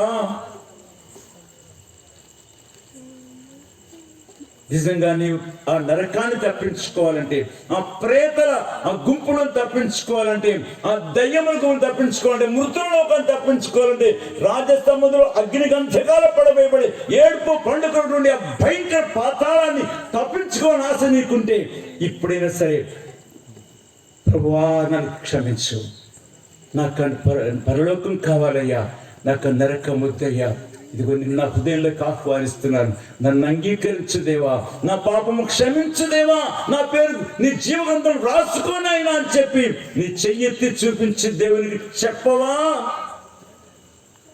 ఇదిగో ప్రభువా నేనున్నా, నా పాపం క్షమించు అని చెప్పాలని ప్రభు నిన్ను కోరుతున్నాడు. నీ పేరు రాసుకోవాలని కోరుతున్నాడు. అని జీవగ్రంథంలో పెన్ను రెడీగా పెట్టుకున్నాడు. నీ పేరు రాయాలని కోరుతున్నాడు. నువ్వు చెయ్యెత్తి చెప్పు, యేసయ్యా నా పాపాలు క్షమించని చెప్పు. నీకోసం మేము కూడా ప్రార్థన చేస్తాం. నువ్వు ఎక్కడున్నా సరే యేసయ్యని క్షమించాలని కోరితే ఇప్పుడు నీ చెయ్యెత్తి చూపించు. ప్రభు నీ పాప క్షమించేటట్లుగా మేము మీకోసం ప్రార్థన చేస్తాము. దయచేసి దేవుడి ఇప్పటి వరకు తన దోష ద్వారా మనతో మాట్లాడారు. అందరు కళ్ళు మూసుకోండి, మంచి తీర్మానాలు చేసుకుందాం. దయచేసి యేసుక్రీస్తు ప్రభువాన్ని సొంత రక్షకుడిగా అంగీకరించుకోకుండా ఎవరైనా సరే వాయిదాలేసి స్థలానికి వెళ్ళవద్దండి, స్థలాన్ని పెట్టవద్దు.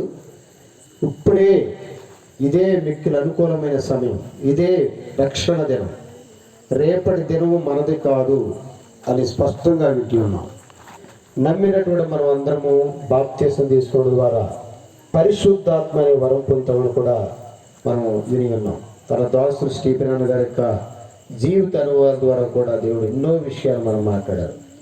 రక్షించబడినటువంటి మనం వ్యక్తిగతంగా ఎలా నడుచుకోవాలి, కుటుంబంలో ఎలా జీవించాలి, జీవం గల దేవుని సంఘంలో ఎలా ఉండాలనే విషయాలు కూడా ఎన్నో విషయాలు నేర్చుకున్నాం. దయచేసి మరి మీలో ఎవరన్నా ఈ యొక్క అమూల్యమైన సమయంలో తీర్మానం చేసుకుంటే మీ కుడి చేతిని చూపించండి. ఎల్సర్ ధైర్యంలో వచ్చినటువంటి జోసెఫ్ అని లోపడండి. దయచేసి ఈ అమూల్యమైన సమయంలో మీరు ఎవరైనా సరే సిగ్గుపడవద్దండి. మిగిలిన వాళ్ళందరూ కళ్ళు మూసుకోండి, మిమ్మల్ని మీరు పరీక్షించుకోండి. ఈ సమయంలో దేవుడు వచ్చిన మన గనక దేవుడు తీసుకున్నా నీ గమ్యస్థానం ఏంటి?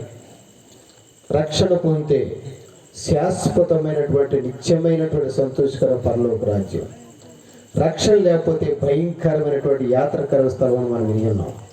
చిన్న బిడ్డలైనా పెద్దవారైనా కొత్త వారనేది పాత వారిని ప్రతి ఒక్కరూ కూడాను మంచి తీర్మానాలు చేసుకోవాలి. దయచేసి ప్రతి ఒక్కరు కూడా కళ్ళు మూసుకోండి. చాలా మంది కళ్ళు తెరిచి చూస్తున్నారు. ఎవరన్నా మీలో రక్షణ లేని వారు ఎప్పుడైనా సరే మీ జీవితాన్ని ప్రభు చేతిలో పెట్టండి.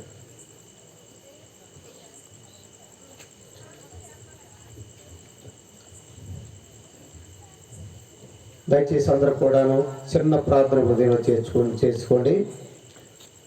జంగారెడ్డి గుడి నుండి వచ్చినటువంటి మరి అని ఒకసారి అండి తీర్మానం చెప్పారు.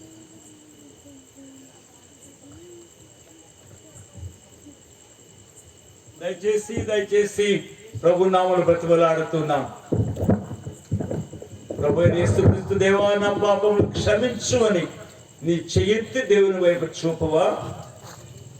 నువ్వెక్కడున్నా సరే నీ చెయ్యి తలగని ఎత్తుగా చూపించు. నీ మనసులో ప్రార్థన చేసుకో, యేసయ్యా నా పాపము క్షమించయ్యా, నీ రక్తంతో నన్ను కడుగు, నన్ను శుద్ధి చేయి నాయనా. నీ గ్రంథపు చుట్టూ జీవ గ్రంథాలు నా పేరు రాసుకున్నాయన అని చెప్పి హృదయంలో ప్రార్థన చేస్తూ మీ తలగని ఎత్తుగా చేయి చూపండి. మీకోసం మేము ప్రార్థన చేసేటట్లుగా మీ చేయి కనబడేట్టుగా చూపించండి. మీకు ఒక చిన్న కాగితం ఇస్తారు, మీ పేరు రాసి మాకు ఇవ్వండి. మేము మీకోసం ప్రార్థన చేయడానికి అది ఉపయోగపడుతుంది. మీ చేయి తలగండి ఎత్తుగా చూపండి. మీ వద్దకు ఈ పేపర్ తీసుకురాబడుతుంది. ఇంకెవరైనా ఉన్నారా? ఈ రాత్రికాల సమయంలో నేను యేసు ప్రభువాన్ని నా రక్షకుని అంగీకరిస్తున్నాను, నా కోసం ప్రార్థన చేయండి అని చెప్పేవాళ్ళు ఎవరైనా ఉంటే మీరు చెయ్యి చూపండి, మీకోసం ప్రార్థిస్తాను. మీ తగిన ఎత్తుగా చెయ్యి చూపండి, సిగ్గుపడద్దు. రక్షణ పొందకుండా నీవు ఈ లోకంలో జీవిస్తే పాతాళం యొక్క అంచున ఉన్నావు. నీవు ఈ భయంకరమైనటువంటి నరకాగ్ని పాలు కాకుండా ఈ దినమే, ఈ క్షణమే, ఈ చివరి కూడికలోనే నువ్వు తీర్మానం చేసుకోమని ప్రభు పేట బతిమాలుతూ ఉన్నాను. చెల్లి, నా తమ్ముడా, యేసయ్య చేయి చూపవా, నన్ను క్షమించు అని అడగవా, నీ పేరు రాసుకోమని చెప్పవా, తలగని ఎత్తుగానే చేయి చూపించు. నీకోసం చిన్న పేపర్ ఇస్తారు, నీ పేరు రాసి ఫోన్ నంబర్ ఇస్తే నీకోసం మేము ప్రార్థన చేస్తాం, నిరతము కూడా. అలా ఎవరైనా ఉంటే చేయి చూపండి, మీకు పేపర్ ఇస్తారు. ప్రార్థన చేయబోతున్నాం, చివరి అవకాశం ఇస్తున్నాం. రక్షణ లేకుండా ఇంటికి వెళ్తే తర్వాత ఏం జరుగుతుందో నీవే చూస్తావు. అందుకే ఈ క్షణంలోనే నీ చెయ్యి తలగని ఎత్తుగా చూపించి నేను నీకోసం ప్రార్థన చేసేటట్లు ఒక అవకాశం ఇమ్మని మేము బతిమలాడుకుంటున్నాం. ఎక్కడున్నా సరే చెయ్యి తలగని ఎత్తుగా చూపించు, నీకోసం ప్రార్థన చేస్తాం.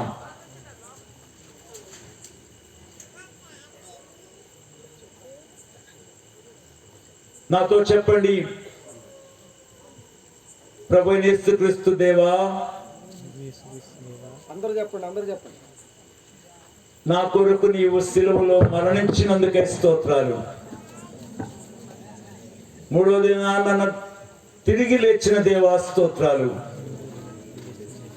నా అపరాధముల కోసమే మరణించారు, నన్ను నీతిమంతునిగా తీర్చుటకే తిరిగి లేచారు. నేను నమ్ముతున్నాను దేవా, నా ప్రతి పాపము క్షమించుము, నీ రక్తముతో కడుగుము, నన్ను శుద్ధి చేయము, నా పేరు జీవగ్రంథంలో రాసుకో దేవా. నమ్ముతున్నాను, తప్పక నువ్వు నన్ను అంగీకరించావని నమ్ముతున్నాను. కృతజ్ఞత వందనాలతో యేసుక్రీస్తు వారి నామములో ప్రార్థిస్తున్నాను తండ్రి, ఆమేన్. ఈలాగు తీర్మానం చేసుకున్న వారందరికీ కూడా మీ బైబిల్ వెనకాల మీరు రాసుకోండి. పలానా రోజున నేను యేసుక్రీస్తు వారిని సొంత రక్షకునికి అంగీకరించాను, నా పేరు ప్రభు పరలోకంలో రాసుకోవాలని ప్రార్థన చేస్తానని మీ బైబిల్ వెనకాల ఈ దినం వేసుకుని రాసుకోండి. ఇది మీ రక్షణ దినం అవుతుంది. ఆ రీతిగా దేవుని రాజ్యంలో మీరు ప్రవేశించే భాగ్యాన్ని కలిగి ఉండగలరని ప్రభు పేరట మీకు మనవి చేస్తా ఉన్నాం. ప్రార్థన చేస్తాం. ప్రార్థన చేసుకుందాం. ప్రేమైన పరలోకపు తండ్రి, పరిశుద్ధుడైన దేవ, జీవము కలిగిన మా ప్రభా, అత్యున్నతమైన సింహాసనం మీద ఆసీనుడైన మా తండ్రి, మహాకాశములు పట్టజాలం దేవ, సర్వాధికారి, మీ ఘనమైన శ్రేష్టమైన నామానికి వందనాలు స్తోత్రాలు చెల్లిస్తున్నాం నాయన.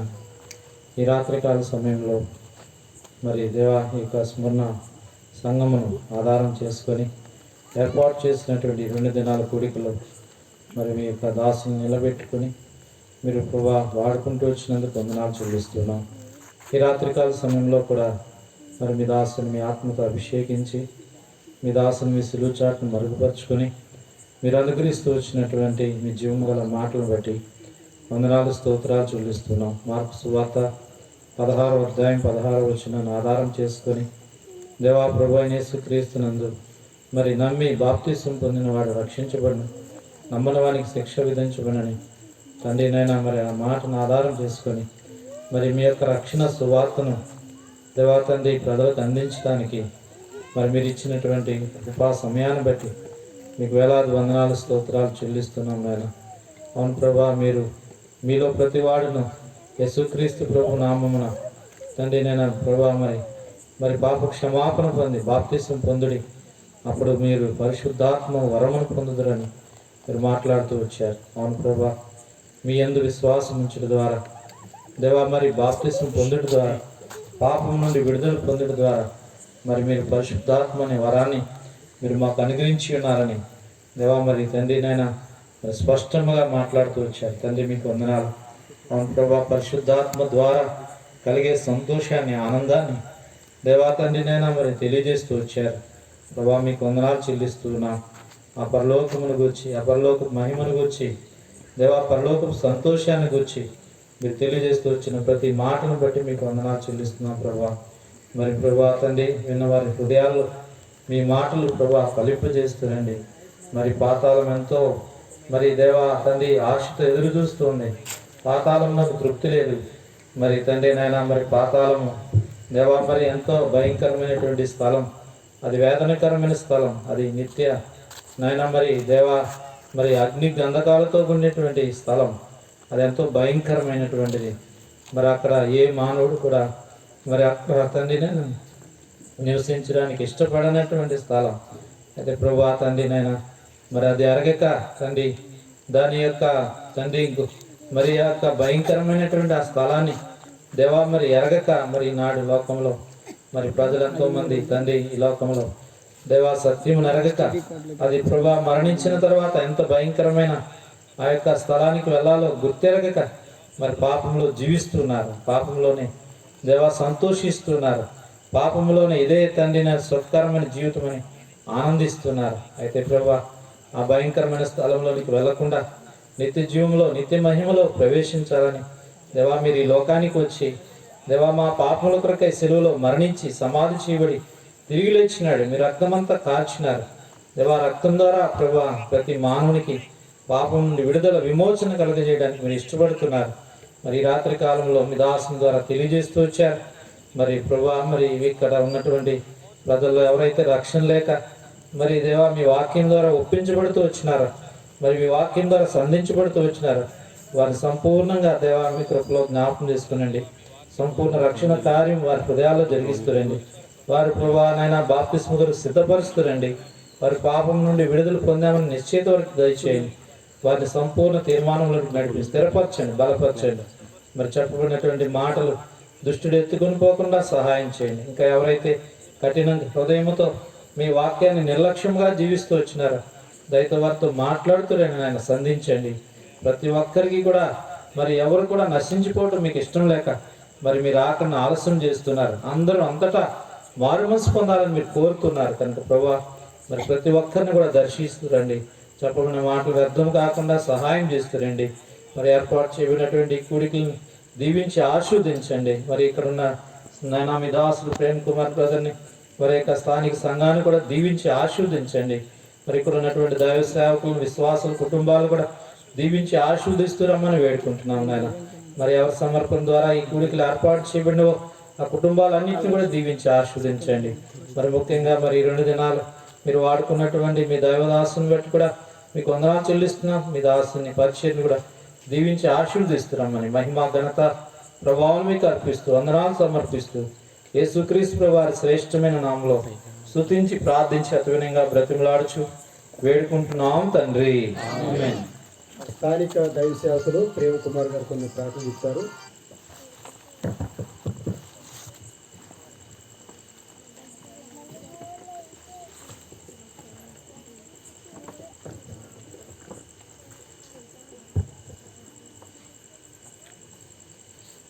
మొట్టమొదటిగా నా తండ్రి అయిన దేవుని నేను స్తుతిస్తూ ఉన్నాను. అదేవిధముగా నేనటి సాయంకాలం నుంచి ఈరోజు సాయంకాలం వరకు కూడా ప్రభు కృప మనకు తోడై ఉండి ఆయన యొక్క కాపుదలలో మనలందరినీ కూడా దేవుడు ముందుకు నడిపించిన విధానం బట్టి ఆయన స్తుతిస్తూ ఉన్నాను. అదేవిధంగా ఈరోజు ఇందాక సాయంకాలము 6:30 గంటలకి వర్షం వచ్చేస్తుందని అనుకున్నాము. ఏం చేయాలి అన్న ఆలోచన అయితే మాకు లేదు. కానీ జంగారెడ్డిగూడెం నుంచి ఐజక్ అన్న గారు, డానియల్ గారు, డేవిడ్ గారు, అదేగా శాకర్ గారు, వీళ్ళ నలుగురు కూడా కూడి వచ్చి తమ్ముడు ప్రార్థన చేద్దాం, దేవుడు మనకి సహాయం చేస్తాడు, ఆయన కార్యాన్ని ఆయన చిత్తాన్ని మనుషులు ఎవరు ఆపలేరు కనుక ఈ వాతావరణం కూడా ఏం చేయదు, మనం ప్రార్థన చేద్దామని చెప్పి అలాగే అక్క వాళ్ళు కూడా ఇంకా కొంతమంది వచ్చి మోకరించి అక్కడ ప్రార్థన చేశారు. వారు ప్రార్థన చేసిన మరు క్షణంలో మేఘాలన్నీ కూడా వెళ్ళిపోయి దేవుడు వర్షం రాకుండా కాచి కాపాడి ఈ మీటింగ్ అంతటిని కూడా దేవుని మహిమార్థమై జరిగించుకున్నాడు. అందుని బట్టి కూడా నేను దేవుని స్తుతిస్తూ ఉన్నాను. అదేవిధంగా మా ఆహ్వానాన్ని మన్నించి ఇక్కడికి వచ్చినటువంటి ప్రతి ఒక్క సహోదరులకు నా హృదయపూర్వక వందనాలండి.